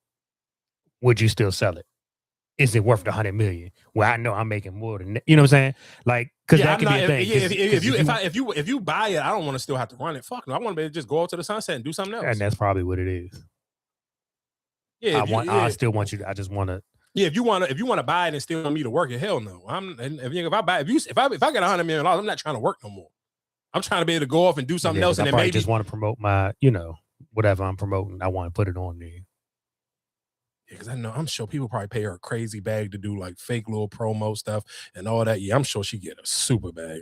DaBaby to turn down $100 million, I know you got to get a crazy. You already making a crazy bag, or like again, what you just said, they trying to get her to work the pages. I mean, still run the joint as well, and they just trying to buy it and kind of manipulate whatever she posts. So I mean, I kind of understand on that part why you wouldn't want to say. I guess why we talking about cancellation and we was talking about things. Pepsi's pulled out of their promotional package whatever they were going to use for the Wireless Fest. People don't know what the Wireless Fest is. That is a festival in the UK. Drake headlined all 3 days last year, and this year it's going to be Kanye West. And the Kanye West dates are the same exact days as the Jay-Z concerts at Yankee Stadium. So that is July 10th, 11th, and 12th. So some people on the internet, of course, are sitting here saying that Kanye is doing those dates because he's trying to compete with Jay-Z. But again, Pepsi's pulling out. And I did see a lot of people giving people slack for people who, I guess, celebrities who were going to people who went to the actual Kanye West concert. I mean, of course, some people don't give a fuck because they just actually Kanye West friends, like Dave Chappelle, like Lauryn Hill, Deion Cole. Who else was there? It was a long list of people, but I guess the only person I seen kind of getting real smoke that people try to give smoke to was Chloe Bailey, because of course, Kanye had his moment when he said he and talked crazy about Jay-Z and Beyonce's kids. But at that same time, people was in the comment section like, nigga, Jay-Z and Beyonce don't fucking support Chloe Bailey. Like, do y'all act like y'all sitting here listening to her music? And then I seen some people who said some real shit, said Chloe Bailey probably has a better chance of getting a Kanye West feature before she get a Beyonce feature. And it's the sad thing is probably true, and it's probably facts.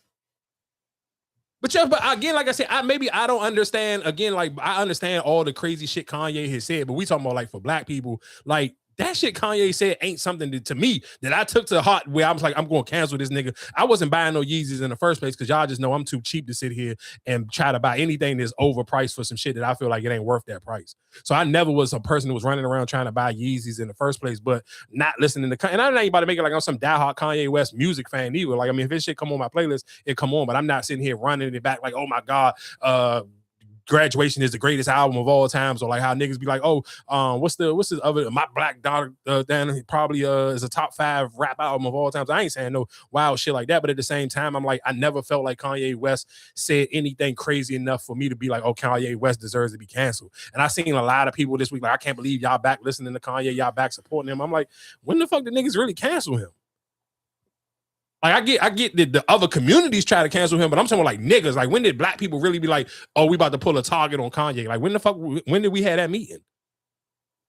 So I kind of didn't get it. But again, like I said, I love the fact that people was taking up for Chloe Bailey in the comment section. Like, y'all don't even listen to her. So why the fuck are y'all upset? Y'all acting like this girl is a multi-platinum album selling person, or she going on crazy arena tours and y'all buying tickets. Like, this girl do Fillmore's and do low ass first week sales. So what the fuck are we really talking about? And that's again when I'm going back to the Jake Paul thing is I hate that people be having this fake internet outrage, and you again the same that negative energy you sit here and try to push out on people.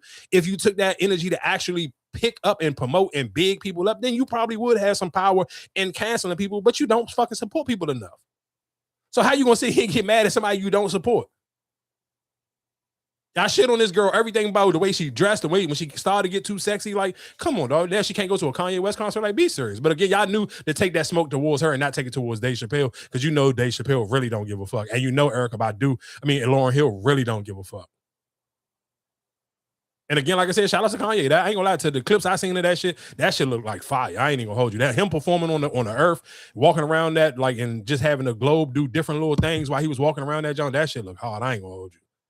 Again, like I said, I'm not about to sit here and make it like I'm some super crazy ass Kanye West fan, but I ain't about to sit here and make it like I canceled that nigga neither, and I ain't gonna act like nigga. We talked about listening to Bully last week, and I'm glad that the same opinions that we had, I did hear a lot of people kind of repeat exactly what we said about the music. Again, it's just the instrumental, the production was great, but the music just didn't have no real substance. He wasn't rapping about shit. But again, like I said, even with Pepsi, I mean, I remember when niggas canceled Pepsi, so it's kind of like I don't even. The fuck do I care about what? I don't give a fuck. I think that's probably why Pepsi probably pulled the hell out of that. Why? Because people cancel Pepsi? Mm-hmm. You know, when they did that shit with the Kardashians, right? Mm-hmm. So they probably don't want no parts of that shit again. Going back into another parenting conversation. Cam Newton may have caught his first body. I kind of want to get y'all opinion on this one. So Cam Newton had Kendra G on his show. People don't know who Kendra G is. She basically kind of almost tried to pick up where Kevin Samuels kind of left off. She kind of did the female version of Kevin Samuels, like when Kevin Samuels was doing like the call in and raping people. Really be on her joint? On her show? Yeah. Hell fucking yeah. For hell, it be endless motherfuckers on that joint. Like, and let's be clear, I was just like you. I remember this girl got mad at me because I was just like, why you keep like, who the fuck is this lady? Why you keep sending me her shit? Like, I'm not trying to go on no fucking date. So I really didn't, because sometimes like some people's opinion, and it's kind of how Cam Newton probably eventually, and when I play this clip, that's kind of how he felt, because she's so strongly opinionated on like the dating shit. But he like, bro, you pushing 40, you don't got no kids, and you single. Like, what the fuck do you really know what you're talking about? This, if you sign up with a person, you sign up for that person. Yeah. So what they come with is what you come with. I do think you're projecting a little bit. Projecting in what way? It's that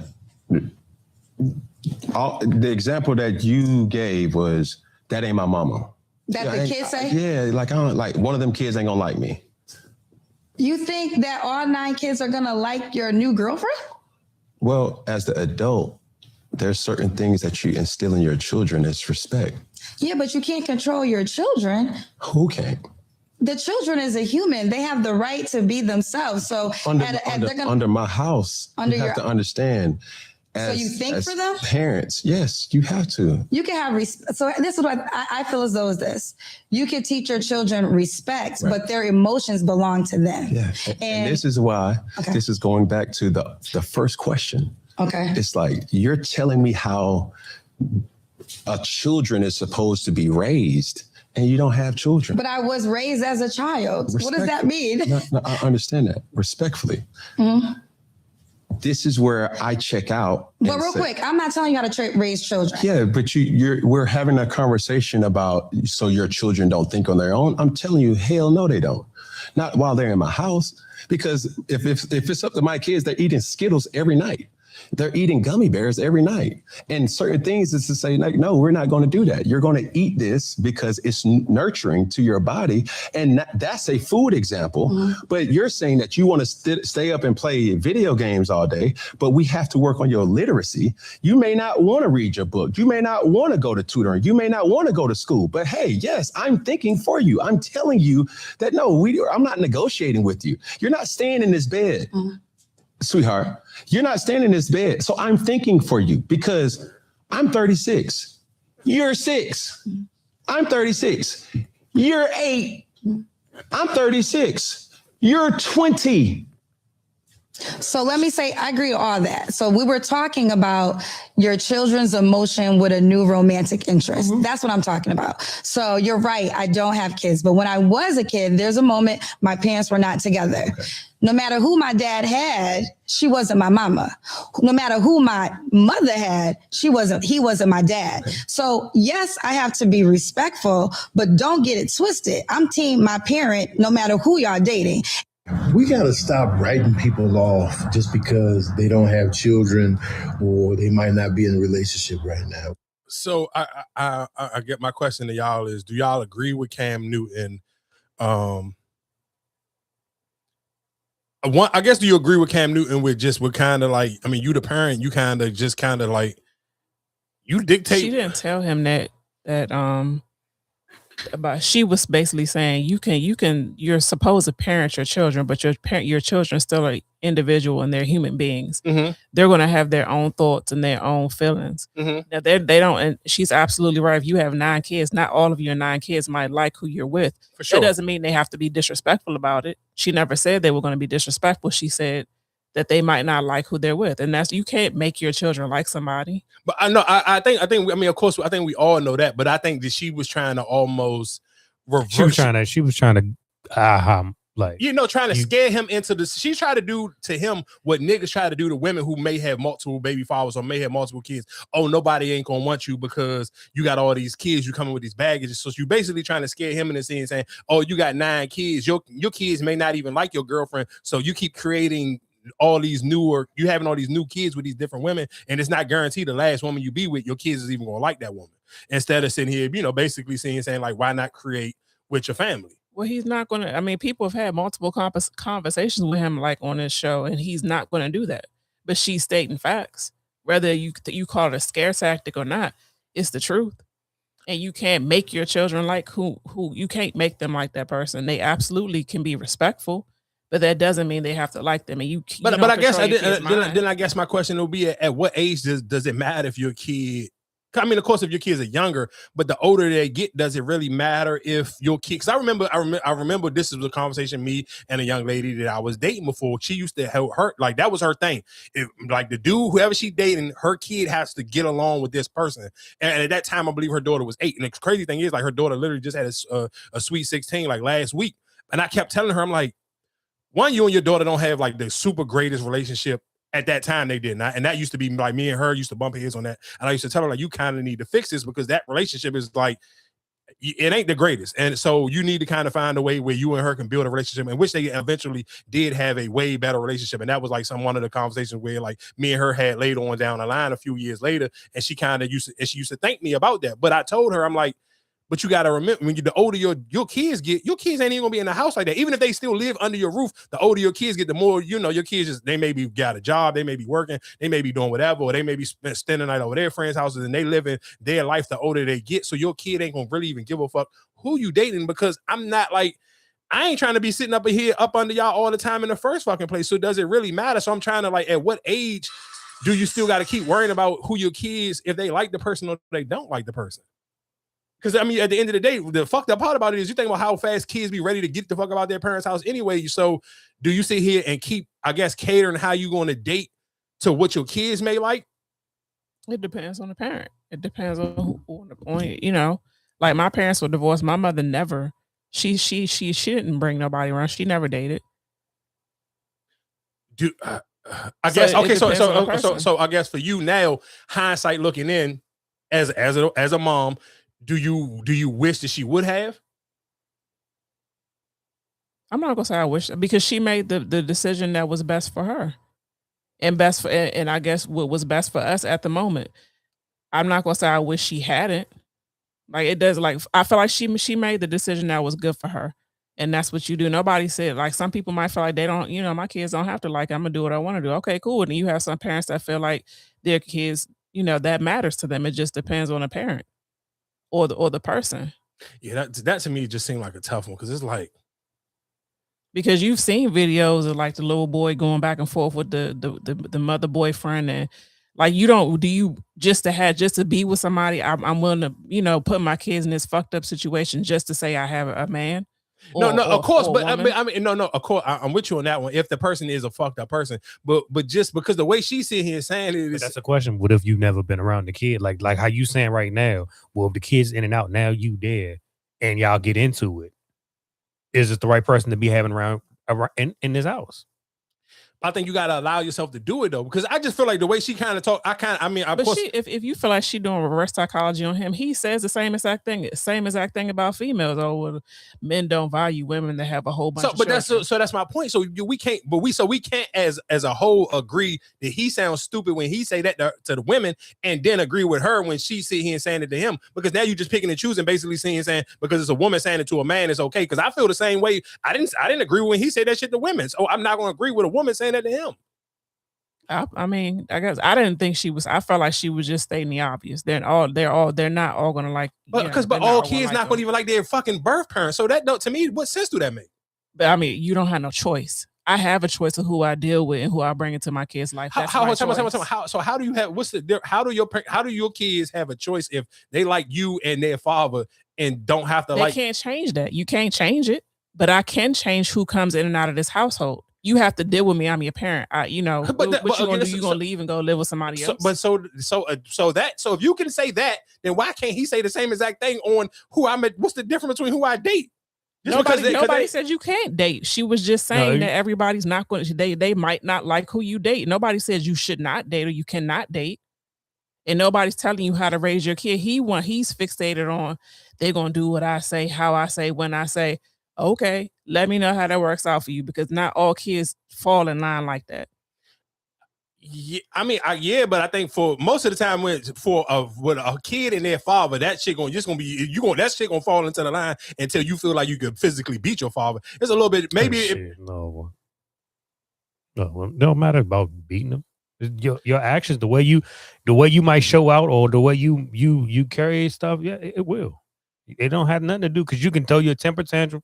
Oh, I'm not doing this. Kids are going to do what they're going to do. Perfect example. They had their dad was telling, they're going to go to do this. They're going to go do that. They're going to do this, that, and the third. You can't control what they do. You can't. You can punish. You can threaten. You can do all you want to do. At some point, they're going to do what they want to do. They're individuals. They have their own mind. We are here to guide them and teach them. Now, when they get older and make their own decisions, that's on them. I can't control that. Okay, so I think to me personally, I feel like that's what you probably want to hope. Like, well, I don't want to have different women running in and out of here. Like, I wanted you to see kind of like, all right, this is what, you know what I'm saying, how it should look. Or, you know what I'm saying, the case maybe. So I wouldn't be trying to, that's a different woman here every time. You know what I'm saying? So I get, like I said, I get both parties. And like I said, you can't be mad at it because, like I said, she did say something, like, damn, everybody's not going to like him.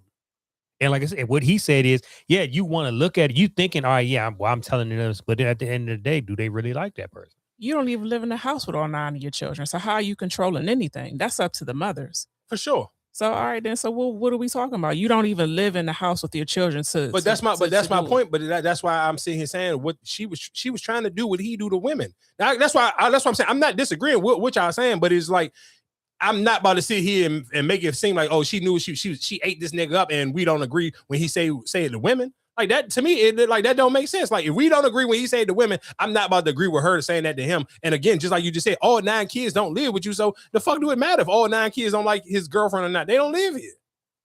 So if I only see you on the weekends, I don't give a fuck if you like my girlfriend or not.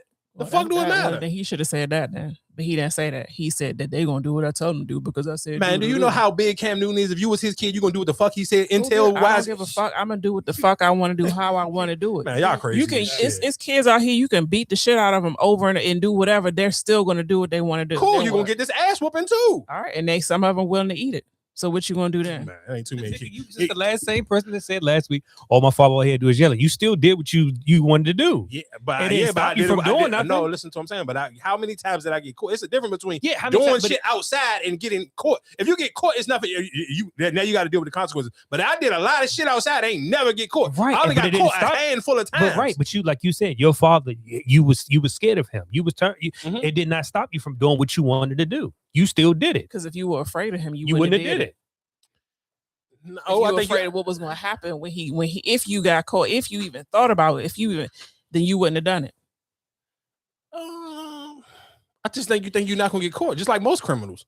You're not a criminal, though. You're a child, and you said you. But when you do shit, but I mean, when you do shit that you're not supposed to do, you kind of doing criminal activity 9 times out of 10. And even as a kid, you're doing shit you know you ain't got no business doing.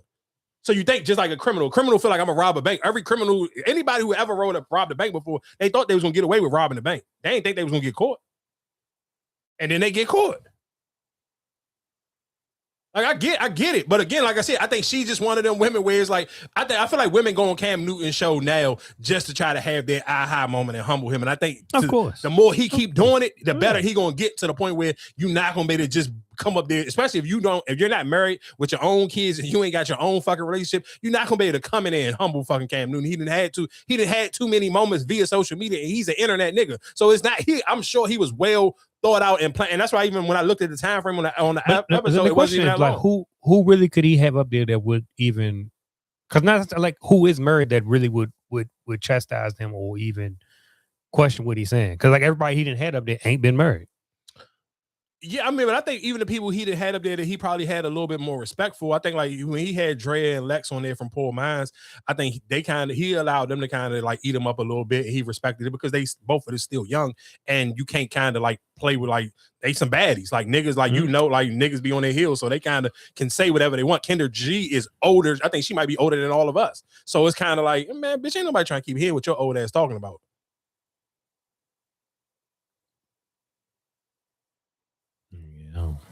Like it's a little bit different when you talking about a woman in her upper 40s and you ain't never been married and you ain't got no kids. Like, bro, how much motherfucking relationship advice is a nigga really trying to hear from you? What type of relationship advice is he giving? He's not in a healthy relationship. He ain't been married. He just date people and have kids. The only reason why I gotta disagree with that because he's been in long-term relationships before, multiple. Like he only had one kid out of just off of some bullshit. All his other relationships been long-term relationships. This one he with this other girl and the girl that me and Marcus know. Them was long-term relationships. This ain't just like some random, like I think we kind of taking his hot takes and the way he behaved a little bit different from his actual real life. He been in long-term, he's still in a relationship with the girl. So I mean, it's hard to sit here and say that. If a nigga been in, let's sit here and say the young lady me and Marcus know, let's say him and her was together for like 7 or 8 fucking years. That's a long-term relationship. It's a lot of motherfuckers ain't never been in no 7 or 8 year relationship. So it's kind of like, it's cool to say he didn't marry her. All right, that mean cool. If that's what we gonna hold, if you're gonna hold his feet to the fire for that one, and then him and this other girl shit, they've been together since the fucking pandemic. So you talking about now they pushing like 5 or 6 years. So it's not like he just sitting here saying, I'm just on some Nick Cannon shit and I'm just getting a bunch of women, random ass women pregnant. That's not the case. He's just getting his long-term girlfriend's relationship. He's getting his long-term girlfriends pregnant and he just not marrying them. So if you want to hold his feet to the fire on, hey, you having these long-term relationship with these women, but you're not making a real commitment by marrying them, then cool. I'm not going to disagree with you on that one. But at the same time, he got more long-term public relationships than fucking Kendra G. So it's kind of like, hey, yeah, it's the kettle calling the fucking kettle black. So it's kind of like, I mean, I guess you just got to pick and choose on whose side you kind of want to ride with that one. Do you want to ride with the nigga who maybe at least trying to build a family from the fucking 40-year-old woman who ain't had no kids and ain't married? And especially, and you know how the world judge a woman that fucking old and she ain't married and don't got no kids. Niggas ain't trying to hear that shit. Other women ain't even trying to hear that shit from her. Like, let's be for real. So let me, if the roles was flipped on you when you said you was having a conversation with the young lady about that, and like she said that, like how would you feel?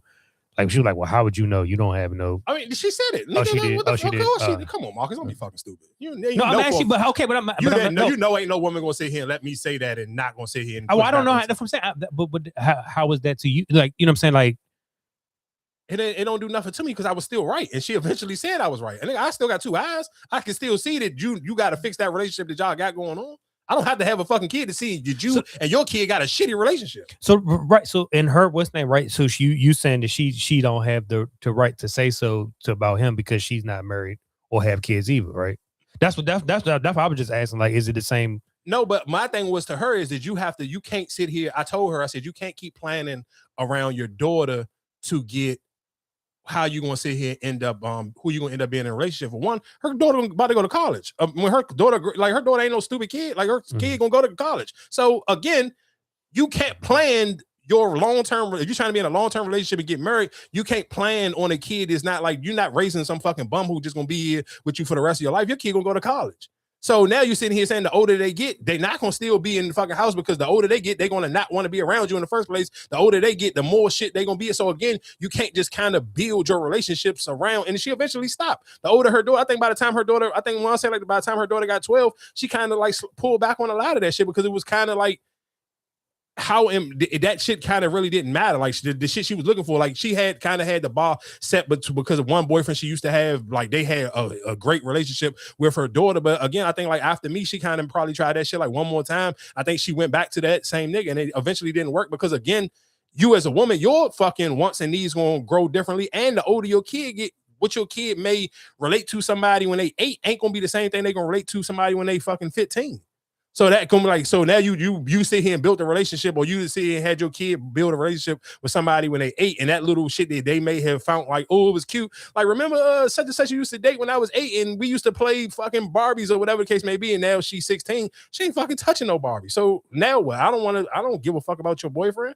So I mean, again, I think all of that kind of just depends on just the parent, and I think it just depends on the age of your kid and how you kind of just look at that. I do think sometimes you just kind of got to date for yourself, and especially if you just know how kids is, especially maybe when it's like father and son, you kind of know that your sons will eventually dip on you.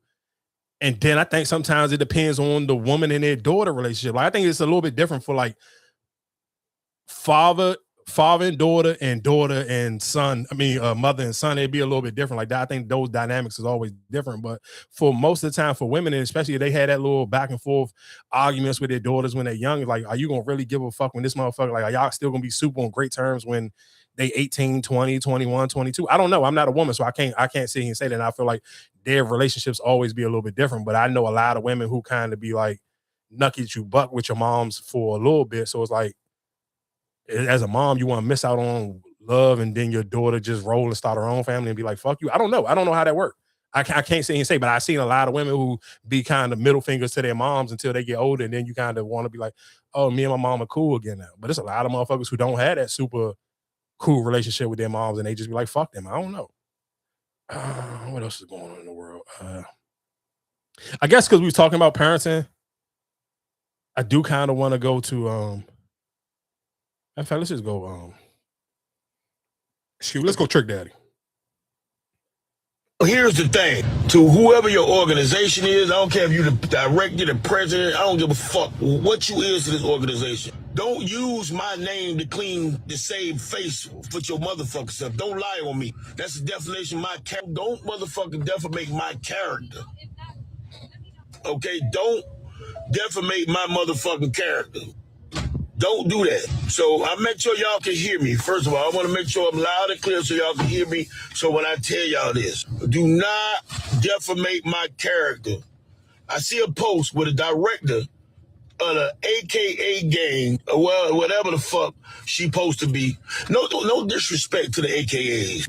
Most highly respected, some of the most beautiful, attractive, and successful women that I know are AKAs. So no disrespect to y'all. This is for y'all regional director who got me totally fucked up. Don't lie on my motherfucking name. They had a regional conference in Orlando, and they booked me to perform. Trick Daddy Dollars. Yeah, they booked me to perform. I want y'all to tell me in the comments, I want to know, when it's time for Trick Daddy to perform at your event, what the fuck do you think he gonna perform? So the girl name is Tiffany Moore something. Tiffany, the director, the Southeast regional director. You should have stayed off social media, put my name involved in there, because I heard you running for some type of office or something. I will get on your ass every day until you won't motherfucking win. Don't play with me. Don't play with me. That's right. So I'm performing for the AKAs, and yeah, I do jump on the D. That's one of my records. You should have known that when you booked me. But don't put out no statement talking about you told me what the motherfucker, you gave me a playlist. You can't give me no motherfucking playlist. This ain't your wedding. Fuck wrong with you? I ain't no shorty. I ain't no little ass boy. Anybody that was in that sedity and was sanctified, they should not been in there once I grabbed that had they real the fucking mic. I ain't asked to be there, y'all. And I gave you, y'all motherfucking get the rest of my motherfucking money. Do not use me to save face. I ain't the motherfucking one. Don't play with me. And I ain't mean to call you no hoe. The fucking mic.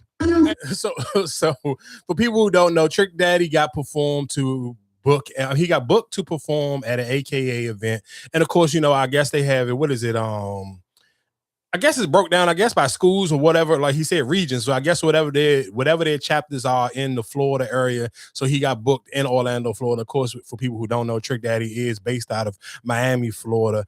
I do kind of think realistically it's crazy to book Trick Daddy for a fucking concert or perform anywhere, and you're trying to censor what he's going to perform, because just to me, even just off of his social media behavior, I'm not booking Trick Daddy to perform at anything that got any type of corporate feel to it.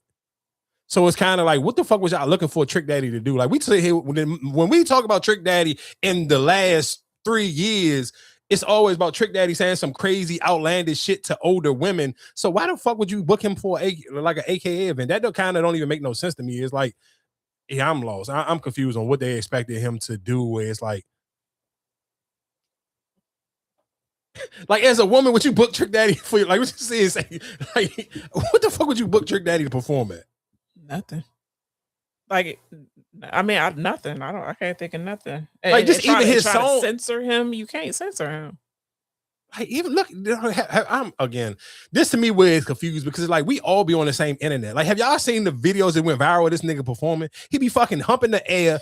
Like, what the fuck are we talking about? Like, I just can't. It's just not, and especially the way because I mean, again, of course, it's stereotypes. For most of us, if you know any AKAs or if you've ever seen an AKA event, even on a movie or on a TV show, when they got mad at Issa Rae and them for sitting here betraying them on Insecure, like you think of AKAs, you think of like the super bougie, stuck up corporate America black women. So nobody in my mind, nobody would sit here and think that, oh yeah, I'm about to go to this AKA event and they gonna have Trick Daddy perform. Like, what the like, I'm confused on how the fuck do that even work? And I seen that they had Uncle Luke perform the next day, but again, like I said, maybe they know something that we don't know. Maybe there's some secret society, AKA shit going on, and they trying to throw people off. I'm just confused on what the hell would make you sit here and book Trick Daddy. Like, I wouldn't like. I can't even imagine. Like, I don't even know what the age group would be because it's like I would be uncomfortable, like even listening to a Trick Daddy song like around my mother or something. Like, what the fuck are we talking? Like, come on, like, no, I don't like outside of shut up. What's up? I don't even know no Trick Daddy songs that like to me even sound like appropriate to even perform at like in a corporate event. And that's how when I think I should have had that nigga to cook. I don't know what the hell y'all for him to perform. Hell no. Yeah, I kind of don't understand that when I'm super confused on what the AKAs had going on. Real quick, let's go locally a little bit for people who maybe was it like in Florida or something like that? This was in Orlando. It was in Florida. It was in Florida. So maybe that's probably because he. But still, it's the AKAs, dog. That's what, I mean, I don't know how they get down out there, but maybe that's what they was thinking. Oh, he hometown, you know. No, dog. Y'all the AKAs. Like, y'all got a standard for yourself. Even if it's a standard that y'all don't want for yourself, people look at y'all differently. Like, to me, almost like. But do all of them? Do they? I mean, do all of them carry that same? You know, as down south, it might be a little different. I feel like that. I feel like their standard is their standard. I don't know. I could be wrong. I just don't know. It's not too like there. And the crazy thing is, when you kind of got to take that as a compliment. If you are anybody else like speak on it, like who else, like any other AKAs or any like known celebrities? Because everybody kind of be like everybody know that they did wrong. Everybody I had seen on Twitter and Threads was taking up for Trick Daddy, and then the women that I seen that was AKAs, they was like, bro, y'all just gotta take this. We gotta take this L. And you cannot push back on this because it's Trick Daddy. Like, this nigga ain't like, this is not somebody where it's like, all right, he ain't performed in a brick where it's like Juvenile. Like, I can kind of go for like if this happened with Juvenile and he kind of y'all ask him, can he come and perform back that ass up? But you want him to do the clean version, and then he end up slipping up doing something. But no, nothing about Trick Daddy says he's corporate America friendly to perform anywhere. Again, like I said, I give you a pass. If this was Juvie, or if this was even if you want to sit here and say if this was Nelly, cool. I kind of get like those two niggas got raunchy songs, but it's clean enough where you done heard it play in enough places where you can censor yourself. And they maybe slipped up and said some cuss words. I kind of get it. One man kept saying, wash your dick. Like, what the? Like, what the fuck made y'all even think? That's my point. That's what I just said to Erica. Like, dog, his fucking every video of him go viral is him humping the fucking air. What? Nothing about that nigga sit here and say you just want him to come in. Like, come on, dog. Nah. AKAs, y'all gotta take that L. Major developments are in the works right near DC's The Wharf, and the details are big. At 899 Main Ave Southwest, Jared Lynch Real Estate Partners plans to deliver 511 apartments above 22,600 square feet of retail. The building will be 100 to 120 feet tall and received a 20-year city tax abatement through DC's Housing and Downtown program. Amenities include a rooftop pool and south-facing courtyard. 15% of the units will be affordable at 60% of median family income, with a mix ranging from studios to 3 beds. Just down the street at 807 Main Ave Southwest, a second project, which is a planned 207-unit redevelopment of the former Disabled American Veterans headquarters, is currently up in the air after the original developer walked away. That site is now listed for sale. The Wharf is already one of DC's hottest neighborhoods, and these developments would add even more density and housing right along the waterfront. Selling homes in the DMV, this is exactly the kind of pipeline activity that signals long-term value in this corridor. Would anyone here want to live near the Wharf? How many of you already do? Let me know your thoughts in the comments below, and don't forget to follow for more DC Suburbs Real Estate. I'm not gonna lie, I played that clip because, of course, during the weekend they did. I mean, because we talk about it all the time. They did have of course, they still have the curfew going on down there on the waterfront, but also like right around the corner. And that's why I'm kind of surprised, like how they like.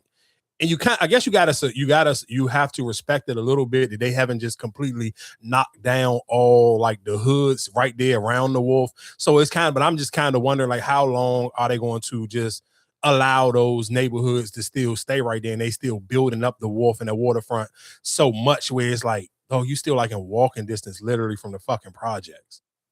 Like they literally just had an event down there for the kids. I think I sent this to myself. And they would, and let's be clear, the event went well. They had a bunch of kids out there outside, and I didn't see like no crazy like fights or anything break out. It seemed like the event went solid, and they had kids down there. But at the same time, it's like, I don't fucking know. Like I kind of question, like, let me see that. Maybe I did. Yeah, I just me. Oh yeah, I did. Here you go. So we know that DC DPR puts on these events for teens to have a safe space for them to come together and to have fun. But we want to talk about also some of the chaos that we witnessed, different incidents unfolding right outside of their event. Take a look at this video. Here's what it looked like outside the King Greenleaf Rec Center in Southwest DC. Crowds of kids waiting to get in, but several times fights broke out. Some teens wearing masks and hoodies jumped the gates and started fighting. Police stepped in to clear the area, but then it would happen again. The way the event works, you have to follow the rules. No masks, no backpacks, to go through security and to get a wristband before entering through the back of the rec center. On the inside, though, this is what it looked like. Hundreds of kids having fun, excited to be with friends, meet new people, dance, and enjoy free food. How does it feel to be here? Are you having fun? Yes. You gotta make it fun. You gotta make it fun. There's a lot of chaos going on, but like it's very in the inside, it's very organized. And at first, I thought it was gonna be chaotic, but it's actually very entertaining and fun. It feels good knowing they trying to keep us out of trouble and stuff, and care for us and stuff like that. What do you say about the people that are causing the trouble for y'all to try to have fun? Just go home. Just go home. Really, like just come here. Home. So again, like I said, I'm just still surprised where it's like they doing so much rebuilding down there, but it's like I wonder kind of if I'm somebody and I'm investing all this money into these new properties and real estate there, like how long am I going to be okay with just the hood being that close? And I know that sounds fucked up as being a black person that's in here crucifying LeBron James an hour or so ago. I just do kind of wonder where it's like, if I'm a real estate agent or I'm building up these new pop luxury apartments, like when do you kind of put the pressure on the city to sit here and knock down a few of these fucking project buildings? Because it's like, how the fuck? But like, if you knock them down, do it really stop whatever they got going on? Because I mean, they still traveling out there to go to, you know. Yeah. I mean, I say only reason I'm gonna say yeah and no, because it's like if you make it, if there's less kids that actually live in that neighborhood, and even if you sit here and because I mean, of course, even when that dude just said, even in some of those newer buildings, now of course DC still had those programs where they still will make a few of those in each building. They got, I think they have like a mandatory a few.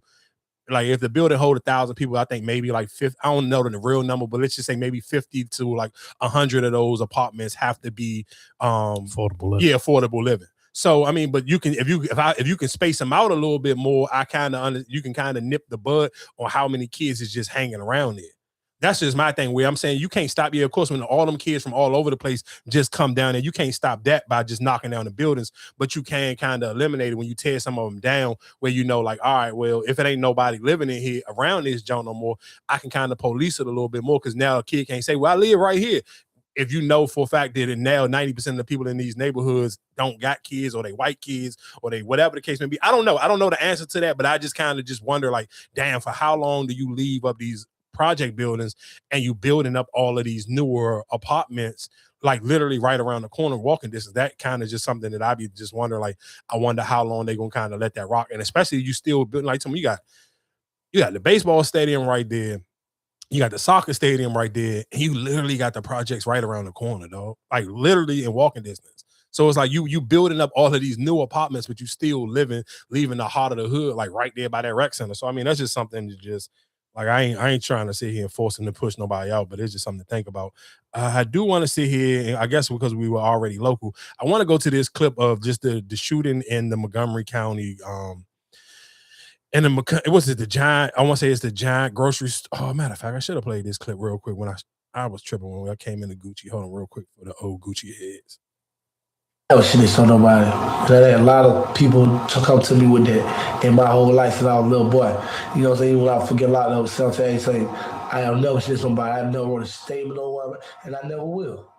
That's how I feel. I'm a true G. I never shit on a nigga. Where we from, we won't do that. For real. This East Carolina's old city. Well, niggas I fuck with my crew won't do that. We won't snitch on niggas. We stand down for ourselves. Like, if I gotta go, I'm gonna go. I done went before. I don't want to snitch on nigga to save nobody's life, not even my own. I die. So I snitch on nigga. That's on my mom. I never snitch on nobody. Damn, son, where'd you find this? That's just, I wish I would have started, like, if you know how to, whenever you go to edit and post this, you could post the same clip at the beginning of the show. Like, I just, like, how the fuck do you defend this? Like, how do you sit here and get mad at Pooh Shiesty when Gucci was his age? This is the shit that Gucci Man said. A lot of people come to me with that in my whole life since I was a little boy. You know what I'm saying? When I forget a lot of those sometimes say, I have never shit somebody. I never wrote a statement on one, and I never will. That's how I feel. I'm a true G. I know shit on a nigga. Where we from? Again, shout outs to Gucci. Shout outs to Pooh Shiesty, man. Oh, man. Oh, hold on. This he ain't playing no music, did he? Boy, them FDO lyrics hit a little different now, this Pooh Shiesty and Gucci situation. We really can't be surprised because everything they say he did to Gucci, he pretty much said in FDO. He got locked up with his daddy. He said, my daddy was my first code D jump in the streets. He showed me lanes. He got locked up with Big Dirty. I bet he was in the studio like, 30, pass me that Drake. That boy grandma said, my grandma told me keep my grass low whole time I'm the snake, and he ended up snaking Gucci. And he said, unfortunately, I'm the CEO, but top shooter of my game. Like, hey, them niggas hit a little different now. Boy, this whole situation is crazy. I've been seeing this all over the internet. Now they just said Gucci then told on 30 and Shiesty. Like, that's... All right, where's this fucking board? Damn.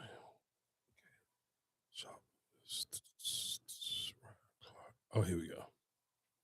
This video is shocking. It is disturbing. In fact, one customer told me moments ago it was like a scene out of a movie.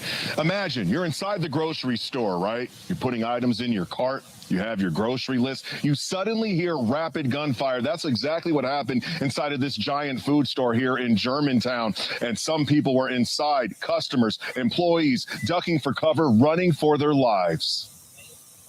Shocking surveillance video capturing the two teenage suspects, 19-year-old Marcus Isaiah Javon Brathwaite and 16-year-old Demba Tandia, walking into the front entrance at the giant food grocery store on Lehman Farm Road in Germantown, Friday night, March 20th. Now take a look at the left part of your screen. Police say both suspects are running with guns in the fruit and flower section, chasing a teenager throughout the store. Seconds later, they're chasing him near the checkout lanes.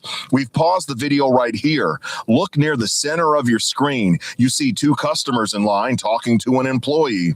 As the video resumes, a white arrow's pointing at the teenage victim and a red arrow showing the two suspects. Police say that's when they opened fire, shooting multiple rounds, hitting the teen 2 times by the checkout lanes as the two customers and others duck down, running for cover. And then Brathwaite and Tandia run out of the store. Montgomery County police were able to track down the suspects. Court documents say one of them dropped his cell phone at the scene. You're now going to hear from a witness and some customers. Now, I know you don't want to show your face on camera out of concern of retaliation. You say that you were here in the parking lot when this happened. What did you see? Yeah, so we were just in the parking lot. We heard basically just a loud bang from inside the store. There was no like instant reaction in the parking lot, so we just kind of kept doing our thing out here. But when we just see two kids run outside from the store, and one of them's just yelling like, I got him in the leg. It's getting to the point where mom worries about me going to the mall because there's events happening there too. So it's like, I can't even go to a grocery store without having my parents worry. I mean, it's shocking, but things happen everywhere. I'm like, lately it's just been crazy everywhere. And tonight, both suspects, including the 16-year-old, are in jail. Meanwhile, they are facing several charges, including first-degree attempted murder. They're charged as adults. I'm Shamari Stone in Germantown. This video is...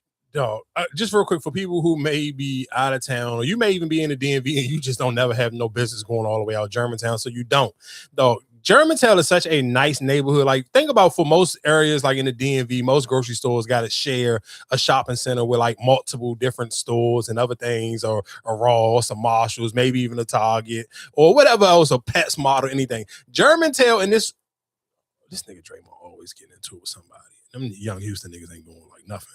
But anyway, the grocery store is literally in the middle of nowhere. There ain't nothing out there besides houses. I think like the closest thing to this Germantown Joan is, I don't know what religion it is. I want to say it may be, is that a mosque? I don't know if that's a mosque, but it's like a huge like church, like literally maybe like right across the street, but it's up a little bit the block. I think that's the only closest thing even right there besides houses. And it's just like, oh, these niggas went in that joint with like no mask on at all. Like, and it's so crazy. Like, I felt like they may have just went into the grocery store actually, because again, this is not a shopping center. So they're not going in there like they was hanging. They look like they was going into the grocery store just to do like maybe go in there and pick up some shit. Because that's the only thing right there. It's literally just a grocery store. This joint is not, and this is not near no apartment complex or nothing. There's literally only houses in this area. So this ain't just like, you know, again, when we see him saying certain grocery stores where it may be near apartment complex, or it may be like in another shopping center, so niggas may be coming out of another store. There's only this grocery store in this shopping center. So they was probably literally just going in there and they treated this shit like some niggas in the hood would do, like, oh, I seen my op at the fucking 7-Eleven or at the liquor store. Let me run down on this nigga. But they did this, and you got to, again, when I'm sitting here saying how wild these kids are nowadays, where it's like, nigga, you just literally shot up a nigga with no mask on in a fucking grocery store in Montgomery County. They're going to fucking fresh fry you niggas. And you didn't even kill the nigga. You shot him, so you gonna get, but they're gonna treat you like you killed them because you shot him. And realistically, and I seen people saying this in the comment section where they hope that they get charged for attempted murder on everybody who was in the store, because sometimes they do that. Yeah. If you shoot at somebody in a public place, putting all the people in harm, whoever was in there, so you'll get charged for every person in there. And I hope they do that, because it's like, it's some shit where it's like, I know the one dude was like, man, you kind of expect this damn near anywhere now, but I don't. I'm old, so it's certain places where I feel like that's when you kind of know that parents ain't raising their kids right, because I just think like, at least I know our generation of kids kind of knew where it's like, oh, you knew certain parts in the DC, Maryland, and Virginia area where it's like, you just some shit you just don't do. And you be on your best behavior when you out there. Think about it for all the people, if you ever went, like when you, not saying niggas never got in trouble in Waldorf, or not saying that people ain't getting fights at the Icon or my brother's place. So, yeah, shit happens sometimes. But you knew for a fact, you going out Waldorf, you need to be on your best behavior. You going out Fairfax, Virginia, you need to be on your best behavior, because it's anywhere out Montgomery County. And you may give niggas a little bit of borderline, like, oh, y'all may get into some shit close on, like on that Georgia Avenue, close to Silver Spring, because DC's so close to there. And that's when when we talked about the Dave and Buster's, when the dude smelt the little kid foot. Like, that's kind of close where DC people can some people can just get like one bus ride away from there. But you talking about, dog, Germantown? Nigga, ain't no bus. I mean, it may be a bus going out there, but ain't no bus to no fucking body with common sense riding all the way out to no goddamn Germantown. So that to me is just some things where it's just like, come on, they did this shit bare face. That to me is just like I get sitting here saying it's like it's 2026. These times is scary, and again, I do think realistically sometimes you gotta kind of find ways to, like, I don't even, because I normally be like, you gotta charge people parents, and I seen some people even in the comment section saying that, but then it's kind of like, I don't even know if you could charge somebody parent for this one, because like, what when you sit here saying what a kid can do whatever the fuck they want. What the fuck can a parent do to a kid that's willing to shoot out at a nigga in a grocery store? Like, even to carry a gun in Germantown to me seemed fucking crazy. But you to literally chase, like, y'all didn't even see he had like the common sense to be like, let's chase the nigga outside the store and shoot at him in the parking lot. Y'all shot at this nigga in the fucking actual grocery store. Everybody want to be viral at the moments. No, I don't necessarily know for niggas. I don't know if that's some trying to be viral and trying to have a moment. That's that's a different shit. I mean, because you ain't had no mask on. They just reckless like that. Yeah, so that's you. Like, so, but that's what I. And you said the nigga, oh, I got him in the leg. When coming out, he was bragging about it. That shit's stupid.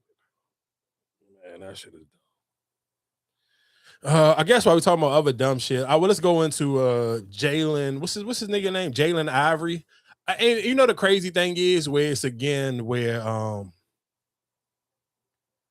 and maybe because he just wasn't, I don't necessarily know if he was just actually playing good, and maybe that's why the NBA kind of just was like they cool on him, and that was the reason why the Chicago Bulls was like they was cool on him, because I did see a lot of people where it's like they don't understand what's the rules and regulations when it comes to the NBA, because like how do you sit here and cut him for what he's saying, but then you still got niggas who play in the NBA. And again, when I say this all the time, when we talk about different violence, like you still got Miles Bridges to play for the fucking Hornets. You still got the nigga, what's the Kevin Porter Jr., whatever the hell his name is, who played for the Milwaukee Bucks. Like, it's like, yeah, I don't get it, dog.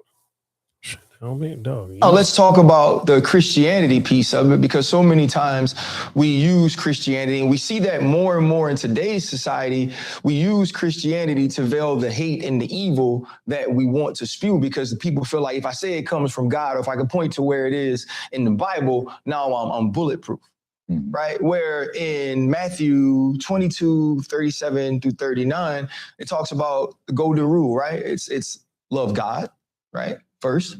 And then it's love your neighbor as you would love yourself.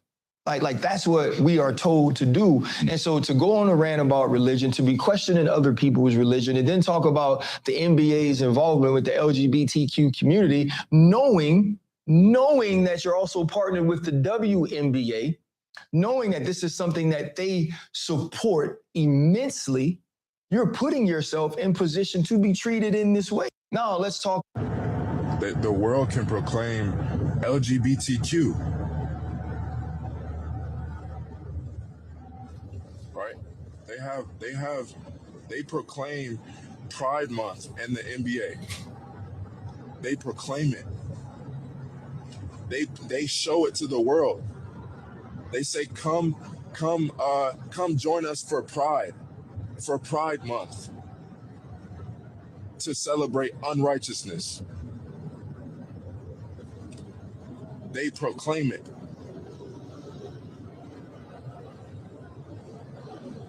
They proclaim it on the billboards. They proclaim it in the streets. Unrighteousness. So how is it that one can't speak righteousness? How is it one that how are they to say that man, this man is crazy? That the world can proclaim LGBTQ. Crazy. That the world can proclaim.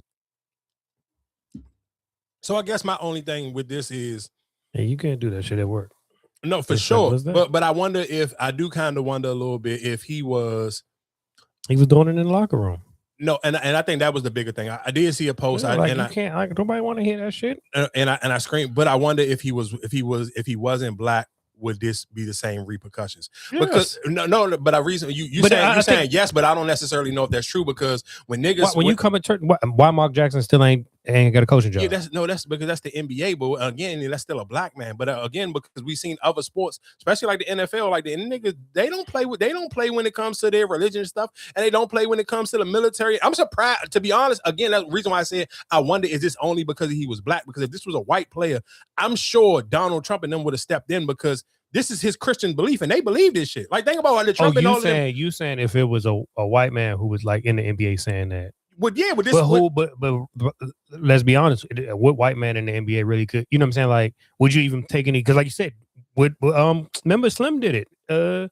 about the Magic City when he was talking about the women thing. And they canceled Magic City. But I think that's more of when it's towards women. But you sitting here spurring like, oh, you men should be. So this is my my question is, are you only punishing him because this is a black player saying this? And how do you sit here and say, because if you're going off of like basically off of what's righteous in this and what's wrong, how do you sit here and say Magic City night is wrong? But you sitting here saying what he's saying about the LGBTQ is not wrong, because if we just going off of just Christianity and just off of straight Bible beliefs and religious beliefs, how the fuck do you sit here and say which one was right and which one wrong? I don't know. I know they sound like I said when it comes to that religious stuff, the NBA don't play. They don't play. Yeah, and this will be because remember Dwight Howard when he first came in the league, he was talking that I'm gonna change the league, I'm gonna make it more, church and all this. We gonna read the Bible, and that's what they did with him. Yeah, so that's why again I wonder, is this because these is black athletes? Because I would because I'm surprised. I'm not gonna lie to you. I do honestly think if this was a white athlete and he was saying this in the NBA, I wonder how Trump and them would react to this, because I mean, of course, Trump don't like the NBA anyway. But I'm surprised he ain't said nothing about this. And again, normally, anytime when they was taking a knee, he came out and said, y'all need to sit here and get rid of these bastards and whatever the case may be. Like, I just kind of wonder, because how do you sit here and cancel Magic City night, but then you getting mad at him for sitting here saying, like, I don't know. I kind of, and it to me, I'm lost on that one, because like, you get mad at him for sitting here saying something, because the NBA don't sit here and celebrate the fuck whatever he talking about. Nigga, the season is over. That's playoff time. When you say Pride Month don't start until May to in June, the fucking NBA season over by the beginning of June. So for him to even sit here, the WNBA, but they still do like the shirts and jerseys. Oh well, maybe, but I don't know. I'm kind of confused, because it's like I don't understand how you kick him out of the league for saying this. They didn't kick him out of the league. It was an owner decision, and then nobody gonna pick him up. Remember, like you said before, I think it's just who takes that risk on him. Do you really, just like you said, if Charlotte would have let go him for whatever he did with the domestic, would people take that repercussion? You know what I'm saying? Like, is it really? But that right there, I'm sure nobody wants to deal with that headache. Yeah, probably just because he's not good enough, and then he outside lunching now.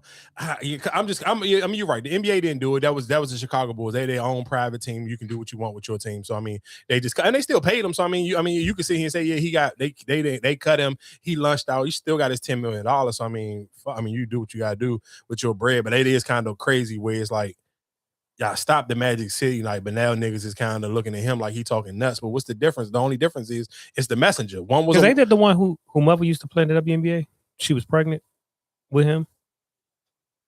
Because didn't he get drafted by Detroit? I thought, and then they traded him over there to Chicago. Yeah, to Chicago. Okay, I think that's. I mean, you might be right. I'm not going to sit here and make it like I'm familiar with him. I'm not familiar with his game like that. I'm not mistaken, but I'm just kind of confused where it's like, how do people pick and choose what the Bible and like what's righteous and what's wrong? Because again, if you feel like if you're just going off of your Christian belief and what's right with the kids, how is Magic City wrong, and what he talking about with the LGBTQ stuff is wrong? I don't like, how do you draw the line? Because again, and that's why I said, I believe if this was a white athlete, I promise you that Donald Trump would step in, and you couldn't tell me that Donald Trump and those lawmakers wouldn't feel some type of way, because they take all that shit. Think about, especially if this was in Florida, think about that, all the LGBT, but like you can't even say, I don't even think you can say gay or something in one of them. I want to say, is that Florida? I think that's Florida. In the schools, I don't even think you can say that no more. Like you can't even teach about it. You can't talk about it enough. And I can't remember. I want to say almost 100% positive. I want to say, I think it's Florida. I think it is Florida. So again, that's why but I think because he's black, I think you don't get the real outrage of people sitting here, especially Christians, coming up and supporting him and taking up for him just because he's just another black athlete. But I wonder if this was a white athlete, what would be the response? Because I seen, again, like you just said with the Magic City thing, we kind of seen the response when a nigga kind of went the Christian route and like, oh, this ain't politically correct. You're degrading women. You seen the NBA crumble, and they canceled the Magic City night. So how do you tell me you not cool? But that's what I'm saying. That's something easy to fix. We just cancel, like we're not doing it. But this, like I said, I don't know how many times you're gonna keep doing this. How many outbursts you're gonna have? Yeah, because they say in the locker room he destroyed the locker room. Well, he said, yeah, he destroys the locker room with the sanctuary. He consistently preaches to make players feel uncomfortable. He has religious rhetoric daily to his teammates and told other players that they wasn't living righteous and they was living unrighteous. So, I mean, I'm sure, this was more than just a one-off. It seemed like he was in the locker room and kind of just really Bible thumping the niggas. And I did see Mace. I want to kind of, let me see if this was on Too Cool to Blog. Because I want to say I seen Mace say something and Mace kind of gave the like a good breakdown about when people first find religion. And I think that's one of the things where it's like, you got to kind of be careful with that. And I mean, we talked about that before when I seen him said I wouldn't feel comfortable in the morning, like posting Bible scriptures and then sitting here at nighttime, sitting here trying to promote a strip club. And I think sometimes when you get newly and you really just kind of really starting to figure out your faith and really getting people that's when they call you Bible thumpers. Like people get too, they start thumping the Bible super hard. You trying to start to read off scriptures and recite scriptures and you really don't know what you're reading or you don't really know what you're reciting. You still new, but you just super feel like, damn, I'm newly saved. So you feel just like super anxious about just trying to get the word out there to other people and you become very judgmental. And that's why people be like, man, Christians are so judgmental because you kind of get people like Jalen Ivey when they getting so brand new into their walk. So you feel just, you just feel like you kind of want to get your word out there. I want to see if I can find a jump with Mace because Mace, I definitely think Mace did maybe it wasn't on this jump where I seen it with Mace. I thought it was. Well, maybe it wasn't.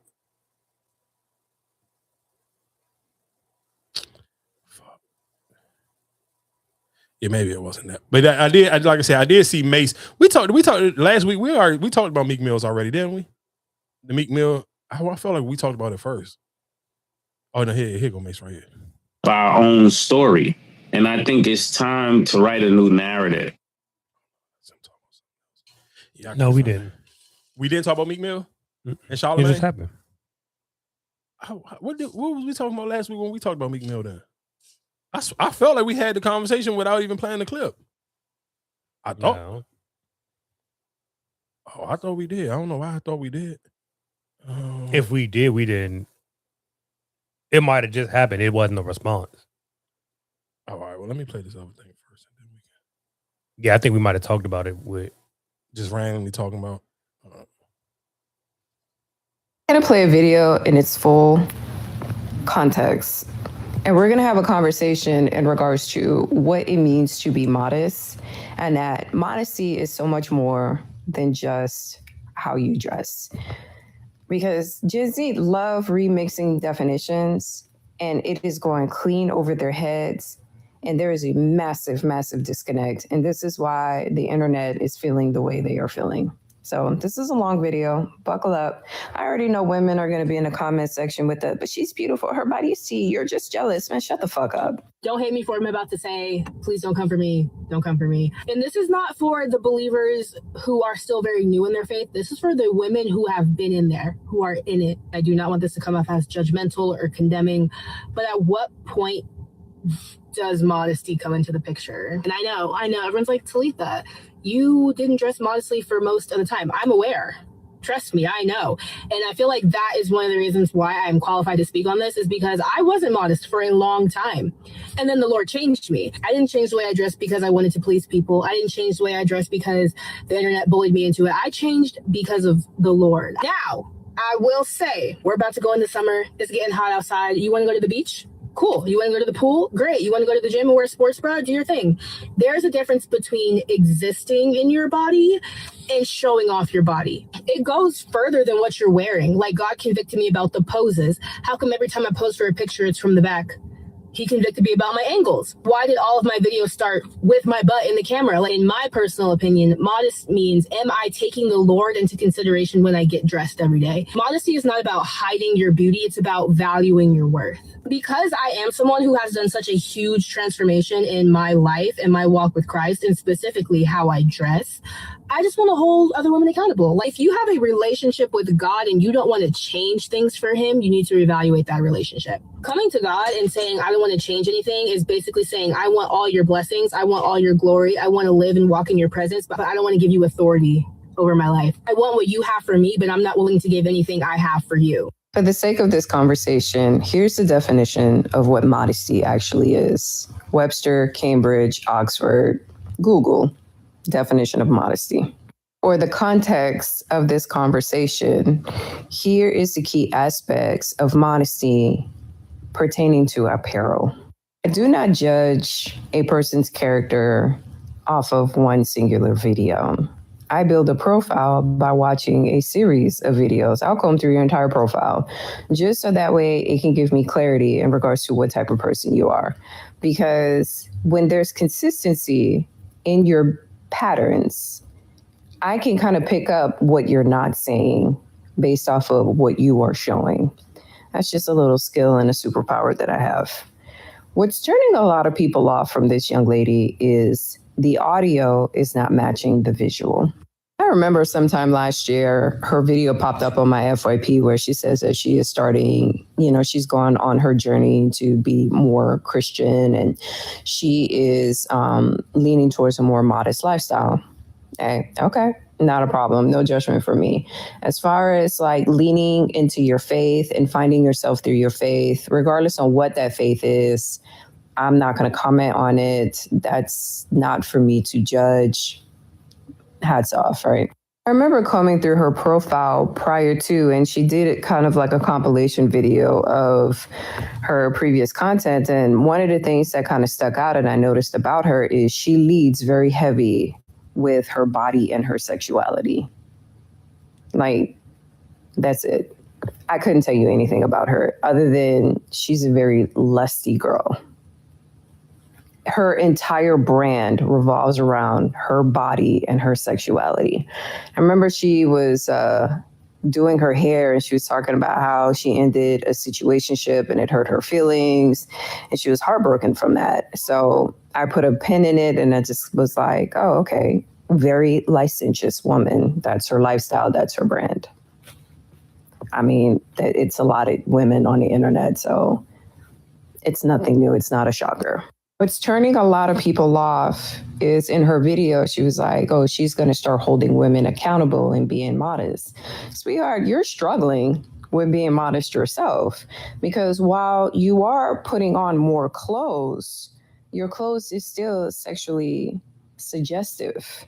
It is still, it still reeks of look at me, look at my body, And the reason why I wanted to play this right after the Jalen Ivy situation is because I think, again, when I'm sitting here saying people start to just get new into their faith walk and you starting to become a new Christian, it just grab you a different way and it's so hard to explain. Well, it's not, I ain't gonna say it's hard to explain, but people just are going to be judgmental because you're going to come off judgmental. You're going to sit here and start being super extra with how you carry yourself and how you present yourself. And just even like this lady is sitting here saying, like, this girl whole brand beforehand was her kind of like showing off a lot of skin, posting like angles of her butt and stuff like that, showing off her body. And now you kind of getting right with Christ. And now you sitting here trying to judge other people on the way they dressing and the way they showing up on social media, where maybe just a couple of weeks ago or a month and some change ago,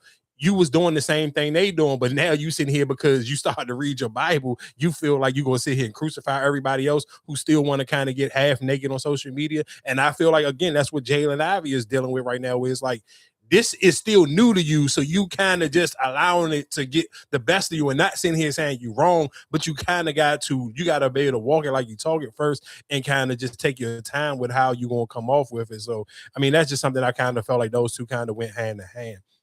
I guess another big story that was kind of going crazy via social media this week was Brandy put out her book, and she had a part in the book where she talked about her relationship with Wanye from Boys II Men. And he was in that, and I ain't gonna lie to you, this Breakfast Club clip that I'm gonna play was nasty as hell. But he was 22, and I believe she was 16. I think I kept because so many people kind of was confusing the ages. I didn't know if they were 5 years apart or they were 6 years apart. Either which, realistically, that age gap ain't crazy until it's crazy. Because when you 16 and 22, it sound insane. But if it was 20 and 26, it wouldn't be bad. Or if it was 24 and 30, it's not nuts, but it's that 16 to 22. Because she still is a teen, like you still a teenager. And 22 is wrong, adult. Oh, okay. So I get my question is, do you really feel like 22 is really grown an adult, or is it just by law is grown an adult? Like we're talking about just the mental piece. Mentally, you don't have to be you might not be mature mentally at 22, but we talking about law, then law, like you still older, like you're 22. You can't find nobody within that age range to talk to. No, I think you can, but I do think because people again, I think sometimes when we'll play the whole thing out, but I do think sometimes because we do live in a day and age where people just quick to kind of cancel people or just act like they want to cancel people. And let's be clear, I think the good thing for him is people who are diehard Boys the Men fans, you probably realistically, you lived in that group, in that age group of people who kind of this was the norm for them. Where most people, girls in high school, had boyfriends who drive, who was already out of high school, who's maybe already in college and stuff like that. So it didn't seem as crazy. And that's why you don't hear people like, you don't hear the conversation like how niggas was trying to, everybody in the mother was running to cancel TLC and cancel Chili last week. You don't hear people doing that same thing with Boys the Men because most people who are Boys the Men fans, you kind of grew up in that age group where girls in high school that were seniors probably had the older boyfriend. And again, I think at 21 and 22, I think most people, you just graduated from high school, you still go back to high school, not maybe necessarily the homecoming, but you still probably go to the big whatever football game it is. Like, so whatever the rivalry games is, because let's be clear, when I know when me and Marcus was in high school, older niggas in the neighborhood, when Suitland played Largo, niggas was going to them games, and them niggas been out of high school. And not sitting here saying it was right, but at that time, that's just kind of like shit that people just did. And I think that's why I do feel for it. I don't listen to Boys and Men or Brandy, so I really don't care. But I don't like the way they kind of just making this shit seem like this was damn near like some R. Kelly type shit. So So then what you say that you condone it? Like you feel like it was cool because everybody was doing it? I think at that time, I ain't gonna say it was cool, but I think at that time niggas was probably doing it. I mean, they still doing it now, but that doesn't make it right. And I think if you're doing it now, it's kind of a little bit more egregious than doing it back then. Because I think back then it was more. It don't make a difference. It's just 2026, and that was back in 90, and that was in the 90s. Age is age, wrong is wrong. It don't matter whether you do it now or then. And I think they were probably talking when she was younger. I don't think they had sex until she was 16.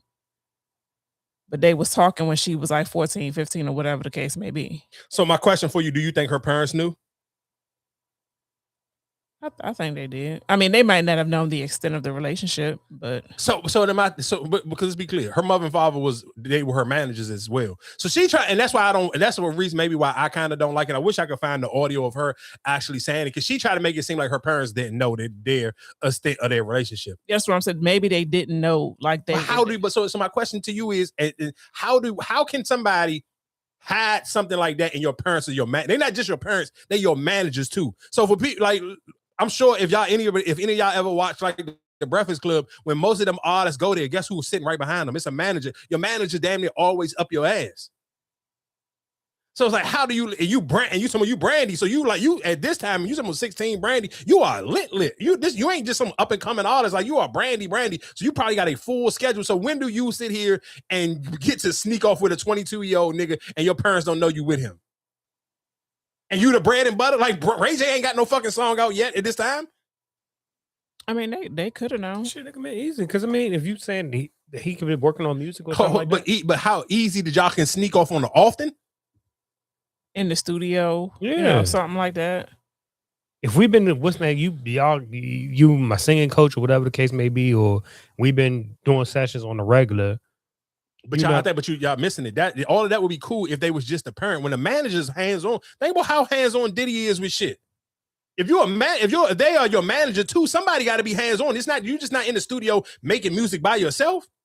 That shit don't happen nobody. I've never been with an artist, so I wouldn't know how to manage it. Well, I'm telling you, as somebody who's been with and managed multiple bands and people, nigga, no manager's just leaving their artists just willy nilly, especially if it's a girl. Fuck no. How? That's why again, why I'm sitting here saying is I don't like that she's making it seem like this nigga was getting over on her and her parents didn't know. Like that's you got come on. It's cool if we want to sit here and say the age group thing is nasty. He shouldn't have been in no relationship with her. Cool, I'm down with that. If that's what you gonna hang your hat on. But I'm not about to sit here and her trying to give her parents the out like her parents ain't know what was going on. Because how you're still your manager. Again, it would be different if they was your parents and they wasn't your manager as well. Because nobody, well, if you was mad, but it didn't even to the extent of them being a manager, were they really around like that? Like, do you hell, know? you gonna let your bread and butter fuck? If you think about it, if you were just a regular, but we still talking about back then. We're not talking about right now. Like, because you're not thinking about, oh damn, she can get pregnant, or you're not valuing that right now. I think that's like I said, you talking about early in her career, right? Mm-hmm. When she was sitting here doing that, like you're not gonna say, "Oh no, you can't go with this, you can't do that, you can't do that." Oh, I'm supposed to be here for this show. No, you're missing what I'm saying. I'm not sitting here saying that they're not saying that she can't go there. I'm saying that they knew where she was at and who she was with. She trying to make it seem like they didn't know nothing was going on. I'm not sitting here saying that they were sitting here telling her she can't be with him because again, at that time, back in that, you talking about the early 90s, nobody was looking at a 6-year gap like as crazy as you might look at it right now today. And again, the 6-year age gap ain't crazy until it's crazy. It's only crazy because she's 16 and he's 22. But again, if she was 20 and he was 26, nobody would give a fuck. If she was 26 and he was 30, nobody would care. Or him, whatever. If they was 30 and he was 36, nobody would care. The 6-year age gap to me isn't crazy. That's normal. I mean, for most people, especially even back then, that's probably most people's parents' damn near age gap. Or maybe like 3 or 4 years. So again, like I said, but just for at that time, for now, because we listening to it in 20, and let's be clear, this Breakfast Club interview didn't help this nigga out at all. That shit just make it sound absolutely even worse. Yeah, no, the Breakfast Club interview, this clip make it sound 100 times worse. And that's old, right? Yeah, this from 2014. And you had a celebrity relationship. Were you the only one that was ever involved with a celebrity? Who was he dating? Wanye was banging Brandy. He left her lonely, brokenhearted. Yeah, bro. No, I didn't actually leave her. He was teaching Ray J how to do videos. You taught Ray J how to do the same. That's why they called you Squirt. Just that part right there. Hey, Charmaine, that's nasty. He taught that is Ray J how to do videos. That is it's nasty. Fucking God, crazy, damn, dog. Like that. No, but listen to what I'm saying though. But this is my point though, and this is why you kind of know why I don't fuck with what Brandy doing, because this happened in 2014, and we just seen how Ray J crashed out over the Shine and Mason shit. So you sitting here telling me you'd have had this is 2014, so you talking about this is damn near 11 years ago. You waited. Nobody in your family ain't never come out and say nothing until you put out a book about it.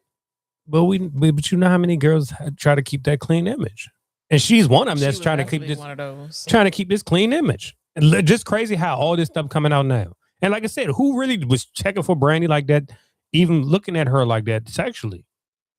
Nobody, but nigga. And you thought, like I said, she's the good old wholesome, quiet girl, and then the whole time she lied about being married and all that. That's what I'm saying. Cool, all of that is cool. But y'all telling me if this was y'all kid, and the nigga sit and said, think about what this nigga Charlamagne just said. You the one who taught Ray J how to make them videos with your 16-year-old daughter? Man, I don't give a fuck what type of image I'm trying to, dog. Charlamagne would have had to see me, and every nigga in Boys and Men would have had to see me. Had to see you right now? This happened in 2014. You would have had to see me before fucking 2026. The first time you would have heard about this, or the first time somebody in my family would be addressing this, would have been way before this fucking book came out. If you didn't, but again, that's why I sit here and say I don't believe her parents didn't know what was going on. Because this nigga's not about to sit here and say you was the nigga who taught my son how to make a fucking porno because this other nigga was fucking my daughter. He said this in 2000. This interview came out in 2014. Man, come on, start this shit back from the top. These niggas is crazy. And you had a celebrity relationship. Were you the only one that was ever involved with a celebrity? Who was he dating? Wanye was banging Brandy. He left her lonely, brokenhearted. Yeah, bro. No, I didn't actually leave her. He was teaching Ray J how to do videos. You taught Ray J how to do the same. That's why they called you Squirt. That's what I was thinking. That's why And to shoot Charlamagne some bill, that wasn't Charlamagne to say that. That was the other nigga and Boys the Men that said you still out of them. That was nigga. I don't give I want to fight the nigga who sit here and said you taught fucking Ray J how to do the fucking video, dog. I mean, Brandy even said in her behind the music that you broke her heart because you fell in love with somebody else. I mean, you only fall in love with somebody. You only fall out of love with somebody else if somebody makes you fall out of love. Mm-hmm. You know, so if that was the situation, if that's what she said, then that's political. I like that. I can't contest to her view about it. I can just only live by my view. Revolt. Revolt. They were saying she was really young when y'all dated. Yeah, she was. Not that young. Not jailbait. No, that's what I'm saying. But you know, that's why. That's why I stopped it. Hold on. But that's why I stopped it and said that she wasn't that young, because I don't want y'all to think Boys to Men was young. No. I was young too. She said she was 15 and she had to keep it a secret because see, we did the thing. We did the thing when she was like 16, 17, around that time, you know. So you were still a boy too. I wasn't old. I wasn't like yet. 38 years old, nothing like that. I was old enough to she was old enough to get it. Okay. But was it legal in the state y'all was in? I mean, we was always in different states. We had a nomad relationship. You know what I'm saying? We just, we didn't do it in the states that it was legal. It was illegal in. Nice. No. It was, you know what I mean? It was a time. It was a relationship. It grew and it ungrew. I guess you could say Ungrew. Squirted and unsquirted. So even she talked about it in the book. Yeah, she talked about it. That's how the conversation came back up, because she talked about it in the book. But even again, that's how you know times back then it wasn't like people really didn't think twice about it, because Angela Yee said in this clip, she talked about this when I guess she did her what's the BET or what is it VH1 unsung, whatever one of them companies that do the unsung jump. She talked about her relationship with him there, and people probably didn't even care, because I'm sure that probably came out in the mid 2000s, like 2000 and probably around the same time. Well, this happened after or maybe before 2014. That's recently. Unsung. It can't be but so recent, nigga. This interview in 2014. Yeah, I don't think Unsung been out that long. It had to be. If this interview was in 2014, I'm sure it had to be longer than that. So again, like I said, I just don't like the way that Brandy kind of just, to me, I feel like she's weaponizing her words because she know how the times is completely different now. Like again, like I said, if it was that dramatic and it was that crazy, I feel like they should have called that shit out however many years ago, or it was a public relationship. Like this wasn't some shit. They wasn't hiding this. Like they got pictures of them two bundled up together. Like again, maybe people at that time, people didn't look at Boys to Men like they were that old, so people probably didn't even think about it. Like you probably really just didn't even put the ages together to it until now. But again, like it's just, to me, it's just kind of like that's just nasty work. And again, like I said, I think if you're gonna blame him, I think her parents should take some blame too, because there's no way in hell you telling me you got parents that are your actual managers at that time, and you sitting here saying that they didn't know that you was dealing with this. I only want to sit here and say old ass man, because the nigga was 22. And again, I know it in your early 20s, you just as mature as these fucking high school kids. And like I said, I'm not sitting here trying to cape for him and make it seem like it's any better, but I just don't think if we're gonna point the blame, if he gonna take some of the blame, I think her parents gotta take some of the blame right along with him. But I guess moving along in subjects real quick, did y'all see the viral video Chick-fil-A? They deserve it. Deserve to get fired? Fuck yeah. You ain't see the video, Erica? Oh. Yeah, I'm shaking their titties. Oh, the girls. Yeah. Fucking stupid shit. Yeah. Oh, just certain shit you can't do. Fucking Let me go ahead and do this. But you know, I mean, maybe Chick-fil-A is just different, but I can't sit here and say certain shit you can't do at work, because I feel like some of these companies be wanting their employees to do some of the viral dances and stuff like that. You're a corporate. Chick-fil-A. Hell no. You know what Chick-fil-A they closed on Sundays for a reason. Yeah, I get it. Maybe Chick-fil-A just the wrong job for that. They be trying Popeyes, McDonald's, all right, but Chick-fil-A, fuck no. They fired the whole fucking staff. As you should. Damn, dog. Getting fired to do it because you did a TikTok dance is crazy. And I feel bad for the little girl that I'm ain't gonna had make shit. it real short. I'm probably not gonna make it too short, but I'm gonna make it short enough because the bitch don't feel like talking about this shit no more. Okay? We got fired. Every single last one of us got fired. I'm gonna tell you how I made the video, how the thought process of the video came up until when they called me or when I called them and they told me that I was fired. Okay? So we can all stop throwing around this narrative, because where I'm at right now is giving that they're blaming me, bitch, and I wasn't to blame for shit. Okay? Get y'all a drink or something, because this may take a while. I know I said I was gonna make a short time, but go ahead and get y'all something to eat or something, because bitch, I'm irritated. So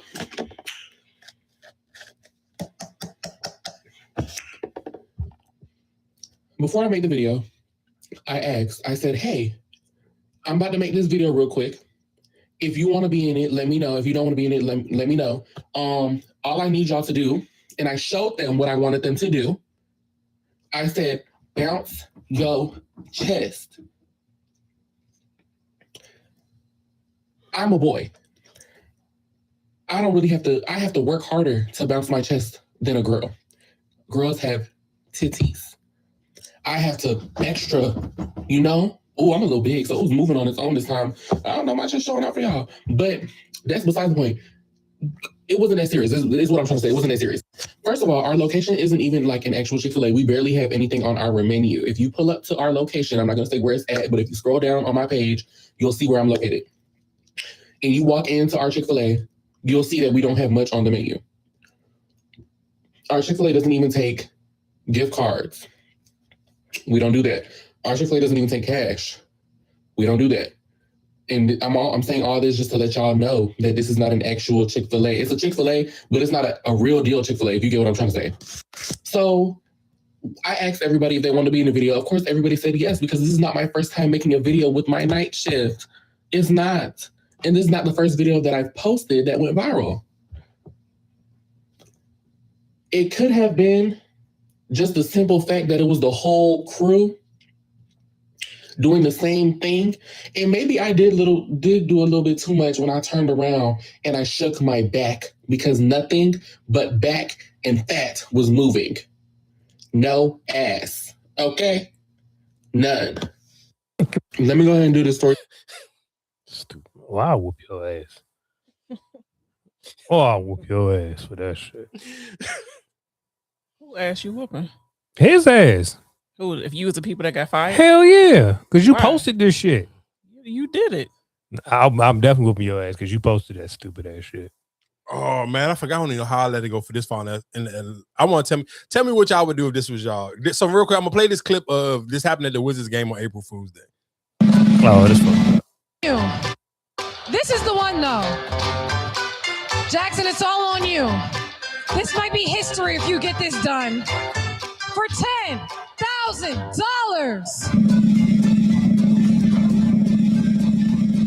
Oh my.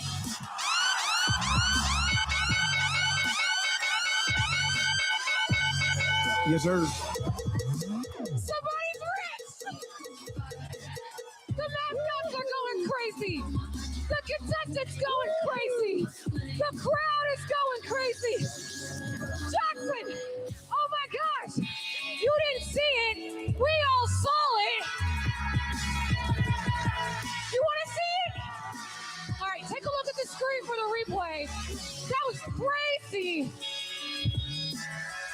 You go up with it right here, and you see how it just doesn't actually go in. Bruh. So for people who don't know, you couldn't catch on what happened. So on April Fool's, of course, April 1st, April Fool's Day game, the Washington Wizards played a prank on a fan in the audience and had him come and shoot. Of course, I mean, again, even if you play 2K, they do it every goddamn halftime. Had somebody come and try to shoot a half-court shot for $10,000. And even when you playing 2K, nobody never makes the fucking shot. Yeah, Well, I ain't never seen nobody make it on 2K. But so again, so he took the shot and he missed. And he came nowhere near close to making it, but he was blindfolded. So he was blindfolded, and they, of course, again, because it's an April Fool's joke, they pretended like he made it. So the crowd going crazy, the mascots, everybody hyping him up. So he thought he won $10,000, and then they play it back for him on the jumbo screen to see that he didn't make it. So of course he didn't get the $10,000. So people on the internet was in the uproar, and they was in such an uproar that the fucking Wizards had to apologize for the fucking prank. Dog, again, this is when I see and say, dog, but did they not say you won it, did they? Yeah. I don't think she said it. Yeah, she did. I think they were all actors though. No, that's what the Wizards end up coming out saying. Yeah. But my whole thing of it is the people it was still real people on the internet who was mad. Like when I reposted this shit on Threads, niggas like, this shit ain't funny. I'm like, I wanted to, and this sometimes this be the inner Joe Button in me. I be wanting to be like, bro, shut your broke ass up. This shit was funny, nigga. Nobody don't never make this fucking shot in the first fucking place. So why would you thought you would have made it? What the fuck are we talking about, dog? If a nigga tie me up right now, say, hey, shoot a half court shot, you think I'm going to think I'm really going to make it? So I'm going to sit here and be like, I guess what? I went to this game. I didn't have $10,000. I leave out of here without $10,000 and don't got $10,000. I'm not in my fucking feelings, dog. It's not that deep. That shit was give me hilarious. a jersey. I'll be good.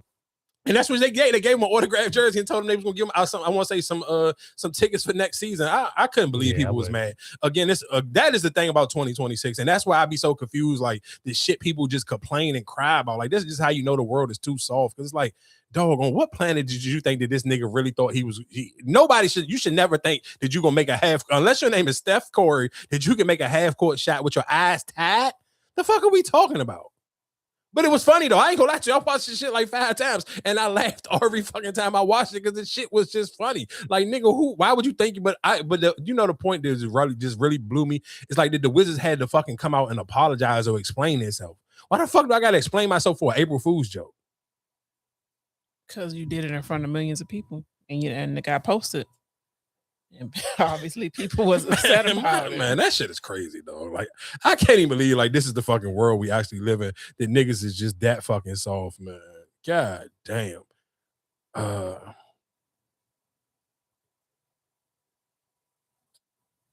Unless Big Meech and how he came up with Make It Rain. You gotta remember.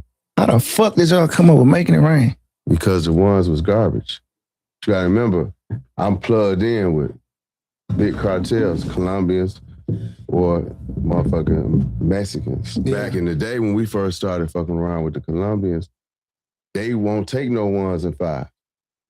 So when you getting 100 bricks at a time, get in front of 100 bricks at a time, you got to keep all the 1s and 5s. Oh, now, shit. The jury store not going to take, they're going to take them only so many times. Right. Then we try and walk around with 100s and 50s so we don't look like drug dealers. Yeah. So you definitely don't want to go on. Just take $5,000 in 1s and Foot Locker. Yeah, that shit looks stupid. And see how long it's going to take because they got to understand they're going to count it. They ain't not going to weigh it or none of that. They're going to count 1 for 1 to make sure. You know what I'm saying? And so it's only so much cars and jewelry that they'll let you there. Meech, I can't take no more. Meech, T, I can't take no more 1s. So now you stuck with them. So you look up, we got garbage bags full of 1s and 5s. So guess what we can get rid of them at? Strip club. They pay their bills, pay for the kids, look out for the kids, everything. Do that. So if I got $350,000 worth of 1s and 5s, we're going to go throw the $350,000. So basically Making It Rain was giving back. Damn. Right. How the fuck did y'all come up? So real quick, because while we talked, since we did just talk about Chick-fil-A, shout outs to McDonald's. Starting April 21st, they will be bringing back a $3 menu. So you will be able to get a meal for $3. And they have breakfast meals that will be $4. And the crazy thing is, I don't understand. I don't know why. I mean, to me, the smartest thing, if you ever watch Paid in Full, what did Mitch say when he first started hustling? I don't want to sit here and I want to sell more product for cheaper. And I don't kind of understand why fast food restaurants like McDonald's and them don't that's one of the reasons why we talk about Little Caesars. You got to think about the cost of everything else. Yeah, but I don't necessarily, I'm sure, I don't think, because let's be real, pause, I don't think none of us think we eating real meat for real when you eat in McDonald's. No, but you got to think about like getting there, getting the order, you know what I'm saying? Like the shipment and all that stuff. You still got to pay for that stuff too. Yeah, but the price shouldn't go up to it shouldn't be damn near $14. Because when you make your price McDonald's is as high, and let's be clear, I'm sure some McDonald's don't care because I'm sure it depends on where you live at. Some McDonald's parking lot still be jam packed. Like I'd be I ain't even lie to you. I'd be mad and almost like with a fucking disgust when I see some of the lines sometimes at the McDonald's and it's literally like hanging out on like in the middle of the street where it's like, bro, what the fuck is like y'all really still eating McDonald's like this? It's crazy to me but again, I'm not judging people but again, the reason why I say I think the prices should be cheap because the only reason why I ever go to Little Caesars is because this shit only joint you can get it for $6 if you in Baltimore and that as soon as you come over the bridge in Baltimore, like right before you get to the Horseshoe, it's a Little Caesars inside of a gas station, which sound crazy as shit. But they still got Little Caesar pizzas for $6. So when you sit here and see that, where it's like, nigga, I'm gonna spend $6. And if I don't know, I know they have them in the DC, Maryland. I mean, like in the PG County area, but in Baltimore they got no, not Little Caesars. But I'm talking about Hip Hop Fried Chicken. Mm-hmm. Oh, they do Hip Hop Fried Chicken. Nick, have you ever got French fries from there? Yeah. Yeah, you seen their box? It's a big box. Man, oh my fucking! Like, I was when I with was the crack on it, with the white stuff on it. Oh my god! Don't get that shit. Like listen to him tell y'all. And this is just some And super you judge fat the people at McDonald's. I would never get it again, nigga. I felt like I was about to Judging people die at eating that McDonald's. shit. No, listen, no. Whatever they put on that. That's how I know both of y'all are big back motherfuckers. That y'all knew exactly what the fuck I was talking about because that shit is fucking. I'm telling you, if you want diabetes and knocking on the door of a heart attack, try to eat that whole. I couldn't even eat the whole box, but I was surprised because you know what? I'm in my mind when I went there, I was thinking of what's the junk this here is in majority because we don't have as many of them as they got in Baltimore. It's the ones here is like New York fried chicken. So I'm thinking because if you go to New York fried chicken and be like, hey, can I just get a large box of fries? It's nowhere near that big. And it's like $4. So I kind of thought maybe all right, it's $7 here. I didn't think that box was gonna be as big as it was. Nigga, that box was like that shit was big as a motherfucker. Did you get a meal or you just got fries? I just got the fries because I was hungry, but I was still, I ain't really trying to eat no whole fucking meal from here. So I just wanted some fries. And I'm again in my mind, I'm thinking it's the same type of fries as the New York fried chicken. I didn't realize that they just completely, totally two different business models. They the same business model, but they two different businesses. And the size of their box is completely different. Like, dog, and they again, like you said, that white shit on it, whatever the hell type of salt that is, they put on them fries. Nah, dog, you can't eat that on the regular. Like, and that's the crit when people be like, they be having all the fucked up food in the hood. Yeah, they be sending niggas one-way tickets to the hospital, dog. Because I can imagine you getting your bang for your dollar. Like, nigga, $7 that like you could literally like 3 people could have ate that out of that box of fries. Because there's no way in hell you telling me you could eat that whole box by yourself and not fucking gotta go to the hospital after. Like your sodium levels, I felt my sodium levels kicking up. I had to like shake the shit. I'm like, damn, I need some water or something to spray on some of this shit to take some of that salt down. Like, no, you can't even drink like, because I know most people like you fat, you probably eating French fries and drinking the soda. You cannot eat that box from that fucking that hip hop fried chicken. You cannot eat your French fries and try to drink a soda with that. There's no way. You have to wash that shit down with water, or you goddamn gonna be checking yourself into the hospital. It's no way in hell. Like that shit is crazy, dog. But again, like I said, shout outs to Baltimore, and that's one thing I like about Baltimore because Baltimore just like the whole city is just it's a blue collar, hardworking, cheap ass city. They got all the hood spots that you can get cheap food for, and you're gonna be filled up. Again, like I said, as soon as you go into Baltimore, it's that Little Caesars right there at the gas station. All up and down Baltimore, they got those goddamn hip hop fried chicken shit. I ain't gonna lie to you. That was the best dollar. That was the best $7 I've ever spent on French fries. But again, going back into McDonald's, that's to me where it's like, if you, God damn, Steph Curry is a cold-blooded motherfucker. This game shouldn't even be this goddamn close, though. It's 115 to 114. These niggas just came all the way back. They was down like 10. That's my point. But this happened in Houston every game this season. Like them niggas would be having a bleed and then they just shit the bed. But again, like I said, to me for McDonald's, to me that is the smarter business model. If you just kind of want to really just keep people constantly just like, because the cheaper the food is, the more people willing to keep going in there and spending money. Like you ain't gonna never hear somebody say, hey, you got McDonald's money. Or if I'm sitting here comparing where it's like, oh, shit, I can go get a whole little meal. I can go get a hamburger and some French fries for $3 from McDonald's. Niggas ain't even gonna care if they not full enough. You're gonna spend that $3 and you'll keep going back, or you'll get multiple meals. I just do think that to me is just a smart, especially at this time and where the economy is right now, when people trying to find different ways to spend money. Because if I'm sitting here comparing a McDonald's meal to $15 compared to like Sylvester's or Saudi's, niggas gonna always go to the Sylvester's or Saudi's unless you just really in a rush, and then you'll go to McDonald's. But if you sit here saying it's $3, I won't even think twice about going to Sylvester's. I'm gonna go to McDonald's if you're just trying to get that quick meal. So again, like I said, shout out to McDonald's for even sitting here. It started back up April 21st. So towards the end of this month. Did y'all see the video of one of Fetty Wap homeboys was in the middle of the street in New Jersey and he got robbed? I don't know what the hell that nigga was thinking about or who set him up, but somebody set his ass up. Because the way that car just pulled up and he was just out there bullshitting and his big ass couldn't even move. They pulled up on that nigga with the Swifty and just got him smacked together. What else is going on in the world? It's a new docuseries that came. I don't know if it's a docuseries or a documentary that came out on Netflix. I let the neighborhood. I haven't watched it yet because it was just. What is this name of the show that I just started on Netflix? Man, this shit was fire. I ain't even gonna lie to you. What is this show called? Detective Ho. It just came out. It's a new series on Netflix. It's like it's a police joint. Man, this Joan good as shit. I ain't gonna lie to you. I don't want to do no spoilers, but it is just like about a police officer. The nigga is a drunk. His partner got killed. because he was trying to fall in love, and she was pressing him to date this lady. So while he was out on a date with her and her son, his partner got killed, and that shit sent them over the fucking. Oh man, what is it called? It's called Detective Hole. Detective Hole. Mm-hmm. And it's a police joint, but the John about to hear play this, the lady from the neighborhood watch. This joint is based on a true story. Oh my gosh. I can remember a time of watching true crime docs and I was okay. Now what is it? Is it the perimenopause? Like I can't take it, baby. I was okay until they showed the family riding them bikes and then they showing her and I need a nap. I need to take a nap. The Truth and Tragedy of Mariah Wilson came out today on Netflix.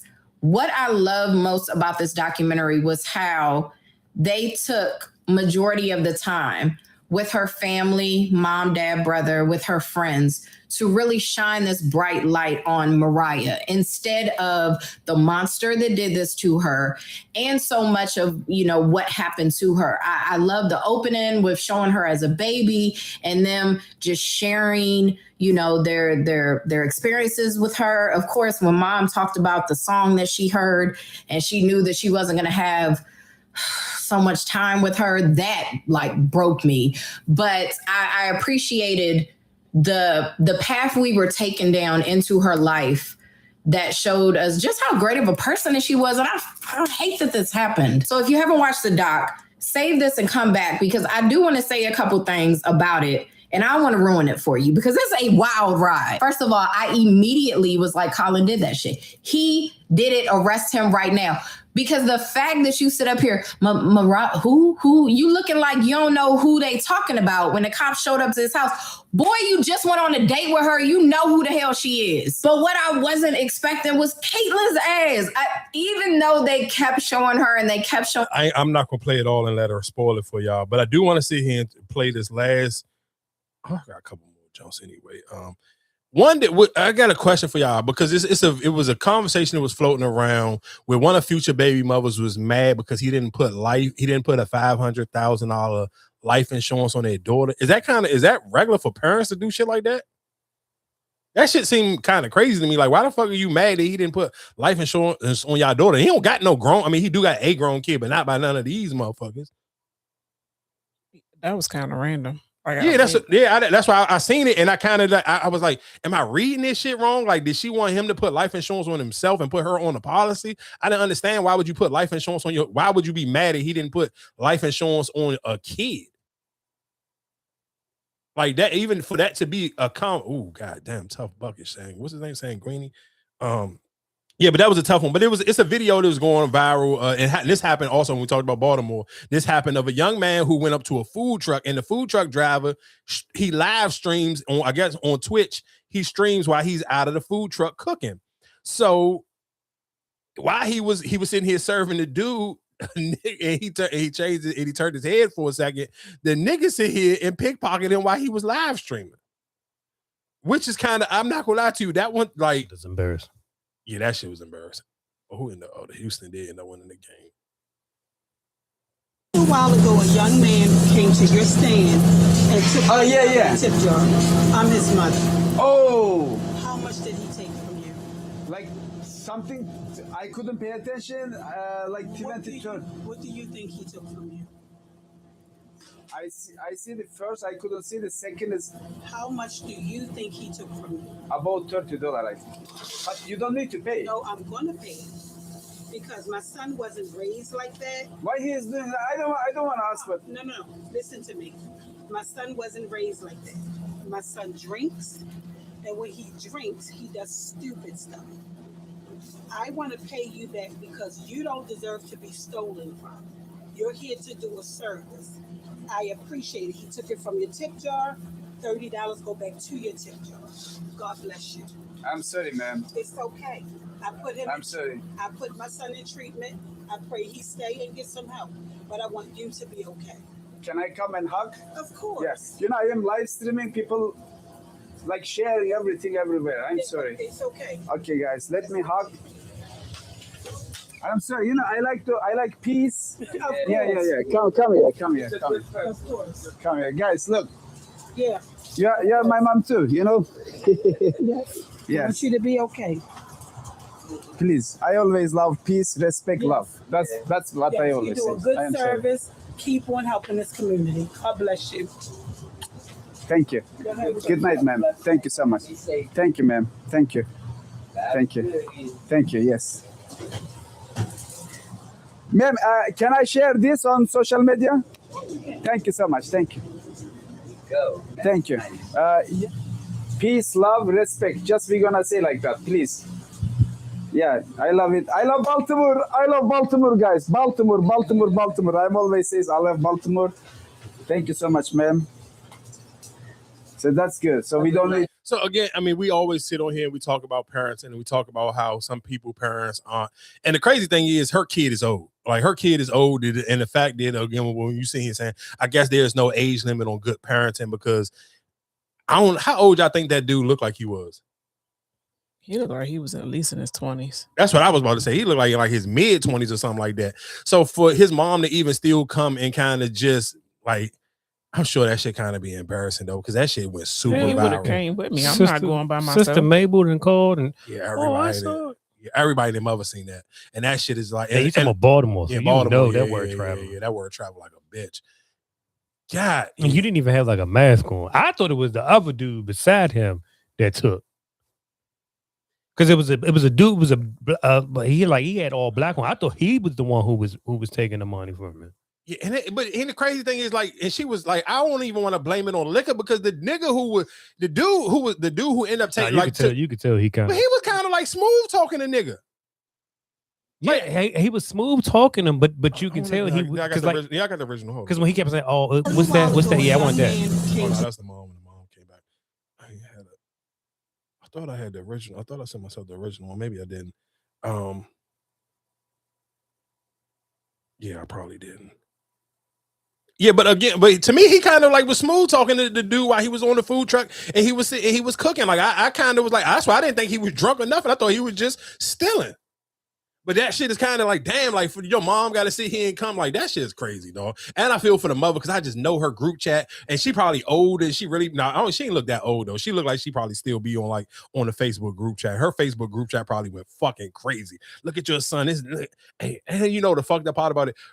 People was probably sending it to her, but then it's the group chat of her friends saying, look at that. I told you that bitch don't do no good job on that boy. He out here just doing anything. She should have stayed with his father. You know all of that. You know all of them for every type of fucking crazy ass conversation could have went past. But shout outs to moms for just being a stand-up mother and kind of just sitting here writing her sons wrong. And which realistically, when they that old, you don't want to feel like you got to be doing that. But that to me, we always talk about bad parents, and you got to be able to highlight and give a shout out to moms when she actually showing up and being a good mother.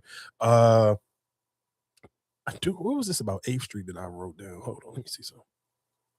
So on Tuesday, March 31st, the DC streetcar will cease operations. I found this old story that I published back in 2019 when I was asking business owners up and down the 8th Street corridor about whether or not the streetcar was having a positive impact on their business. And overwhelmingly, people said, maybe, but not really. We're not really seeing a lot of additional foot traffic associated specifically with the streetcar. If anything, the streetcar brought additional parking enforcement because parking enforcement up and down the 8th Street corridor was more aggressive in that corridor than typically what we've seen in other parts of town, primarily because the streetcar tracks can't be covered by vehicles, because if they are, then they can't operate. And so we tended to see a lot more DC parking enforcement out there, probably the most elite crime-fighting group you've ever seen in Washington. That being said, hundreds of millions of dollars were spent on the DC streetcar, 200 plus spent just to get the thing to be operational. It came with a yearly operating budget of about $10 million a year. Now, at the time when I interviewed officials with the DC streetcar, they told me that they had plans to expand the streetcar to connect other corridors in that part of town. But that never came to fruition. Except what we got was a streetcar that just went up and down 8th Street, taking people from one part to Union Station and back. That at one point was supposed to charge people, but that never happened. It had been free from the time that it started operating to now in the present. And you have to ask yourself, who should be held to account for the amount of money that was spent on a project that never came to fruition, that was costing taxpayers millions of dollars a year? Who's responsible for that? So on Tuesday, real quick, whoever approved that shit. Yeah, whoever approved it. And I do want to sit here, and I guess I was loud and wrong about GloRilla. I'm not gonna say I was wrong. I said she was either pregnant or she looked like she got her titties even bigger. And from the picture she posted, it looked like she got her titties bigger. I don't remember GloRilla titties being that fucking big as they is now. Like, she got some fucking Pamela Anderson double D shit going on for her. So again, like I said, I said either it could be two things. Either she got her titties bigger or she was pregnant. So she obviously showed everybody that she wasn't pregnant, but her titties definitely look huge as a motherfucker. So I could never remember them being that big and the big as they are now. I do got a question for y'all. Do y'all think I wonder what was J. Cole talking about? Because it was something that I had where he felt like he wasn't the best rapper. Oh yeah, universal class. Voices now. Yeah. It's too much, it's too many voices and it's too much bias. And there's never gonna be agreement again necessarily unless like it's just too much. And it's like it's like politics. It's like politics now, especially when you got the bigger artists. Yeah. Your best bet to get another quote unquote like hands down universal classic is got to be from someone that hasn't developed enough hate yet. You know what I mean? Like you got to have because if you have enough people like riding against you or like a bias against you, it's like you think they're gonna give you that? Like you think if Drake Iceman come out and it's something that I feel is a classic, you think that this nigga that don't like Drake and been spending his whole time shitting on him is gonna agree to his platform that it's a classic? Yeah, no. Fuck no. It's no chance. So it's like we have understood universal classics from the day and age before shit was filtered. Yep. You know what I mean? Now you have like niche classics where it's like, yo, like, man, just trust the people over there. Like that's a classic to them. Right. You know what I mean? That's a classic to them. But the universal shit, it's over. It may be. Literally, you know what I mean? Literally the title of my video was the universal classic dead. Right. Yeah. And even back then, it's like, there were universal classics, but it was like, yo, sometimes people just don't give a fuck enough. Like, people don't give a fuck enough to debate your classic stamp. Like, Illmatic, classic. Yep. Undeniable, right? Nobody in here is going to debate that. How many people knew that shit even dropped when it dropped? Yeah. You know what I mean? Like, how many people even knew to join the debate? By the time Illmatic made it to me, to my awareness, it was already stamped a classic. Right. So when I press play, I'm listening to it as a classic. Go check how many units Illmatic sold the first week. Oh, yeah. Shit might have been 12. Yeah. You know what I mean? 12,000 or something. But my point is, it developed a niche understanding that, yo, this is a fucking classic. And by the time it made it outward, we listening in agreement. Yeah. And I wouldn't debate to this day. You know what I mean? Right. Then again, Jay-Z, Reasonable Doubt. Go read some of them reviews. Oh, it took a while. Yeah. They was shitting on this. Yeah. They was shitting on that bad. But so I guess my question is, do you feel like 100% right? Yeah, he 100% right? Yeah, because even when he was saying it and I'm listening to it again, I'm kind of like, damn, what's the last album that everybody kind of agreed was a classic? Like, I feel like I don't even necessarily know if I can tell you something in the last. Think about this, because we talked about that Lil Baby My Turn project and how crazy the numbers was and how long it stayed on the Billboard charts, how many #1 platinum songs he had off of there, how many songs went multi-platinum, and 9 times out of 10 nobody would even come out their mouth and sit here and say that's a classic album. But by every standards of music metrics, that should be counted as a classic album, because some people would sit here and say Cardi B's Invasion of Privacy is a classic just because it won a Grammy and because of all the numbers. But realistically, we just being honest, you wouldn't, when you say you throw around the word classic, I'm not putting Cardi B's Invasion of Privacy. I'm not putting that in the same conversation as Doggy Style and the Carter 2 and Carter 1. I'm not putting it in the same conversation as Jeezy Thug 101. So it's like, is it really a classic, or it just had a bunch of hit records on it? I think it all depends. Okay, let me ask you this one. So that the Drake and 21 Savage, is that one? What, a classic? A universal classic? Fuck no. It wasn't. So, I mean, because I feel like you didn't hear too many bad. No, you didn't. But I don't think nobody would call it a classic. I wouldn't even call it a classic. Like, I think even and I like it a lot. Like, that may be one of my favorite Drake albums. But I don't necessarily know if I want to call it a classic. But that's what I'm saying. Like something like that. You didn't hear no bad. Like, no, there was no bad reviews on it for sure. You didn't hear no bad reviews on it. Nobody, I didn't hear not one person give it a bad review. But if you ask me, I don't necessarily know if it was better than Drake and Future. So again, like I said, but I agree with what he said. I do think realistically, we just live in the times where it's way harder to sit here and get everybody to agree on a classic album, because I think everybody have their cult-like fan bases and they are fans of whoever they fans of, and whoever you don't like, you really don't like them. And again, because it's the day and age of social media, everybody loves to get on the internet and tell us what they don't like. You'll get more controversy and more back and forth on what you don't like than actually what you do like. So again, like I said, that to me, I feel like I know I ain't gonna hold y'all. I think it was like one more jump that I kind of really wanted to play before we get out of here. We played the 30. Did y'all see the jump of the lady? This shit was kind of crazy, and this is how you know how crazy AI is. So I'm gonna play this clip. I'll let Mariah Rose explain this, but I'll just give you a little quick breakdown. So there was a picture going viral of a white content creator who took her face and put her face on a light-skinned girl's body from a tennis match. And she used AI to do it. And then when she apologized, she tried to use, let's see, and say like, oh, my creative team, it's an AI program that we use. And that to me is scary, that we live in the times where people like, I didn't even like, it was so confusing. I'm like, this is a white woman who took and put herself on a black girl body. I think you know how crazy that is? Like, girl, I don't know if you saw this, but the gorgeous, beautiful Tatiana Elizabeth posted this stunning photo of herself from the US Open. And this woman, single white female over here, that's a movie before y'all start, a movie reference. Lauren Blake photoshopped her head onto Tatiana's body and made it white with AI. Stole her whole shit and put Miami on it to pretend she was at the Miami Open. Weirdo behavior, right? She has now spoken about the incident to TMZ. And she said, and I quote,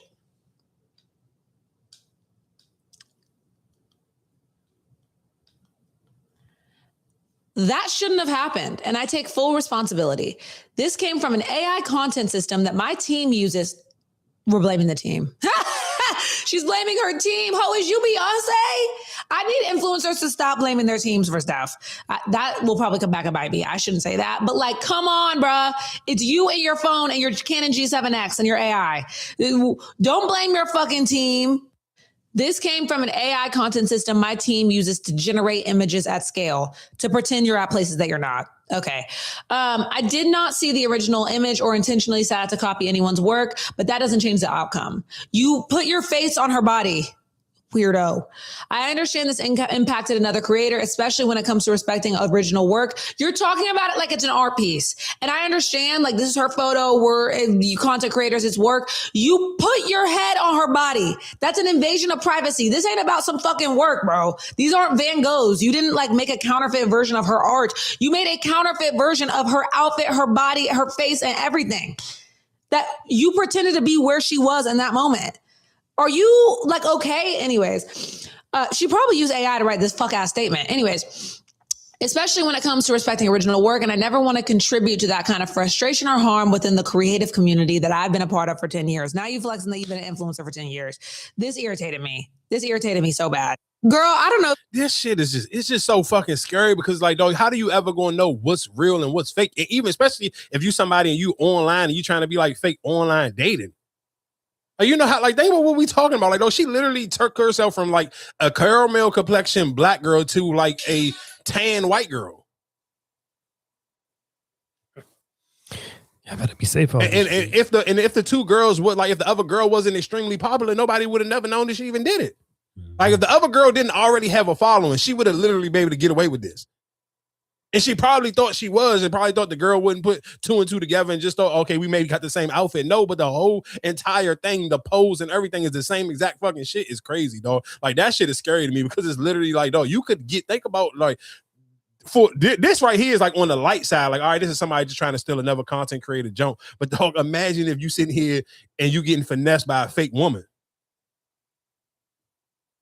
Niggas better be careful. Like, don't be out here just sending some random bitches some money or holding conversations in the DM and you can't get no real. Like, man, that shit is crazy, dog.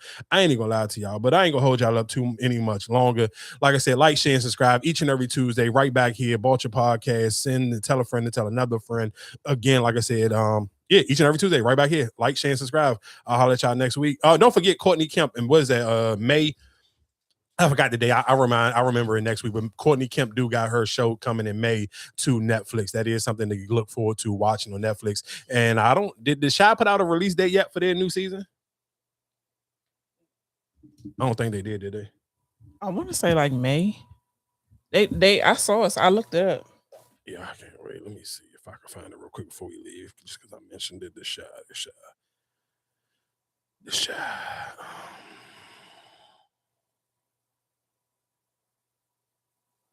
May 30th. May 30th? Mm-hmm. All right. Yeah, the Shy will be back May 30th. So again, like I said, like, share, and subscribe. We'll holler at y'all next Tuesday.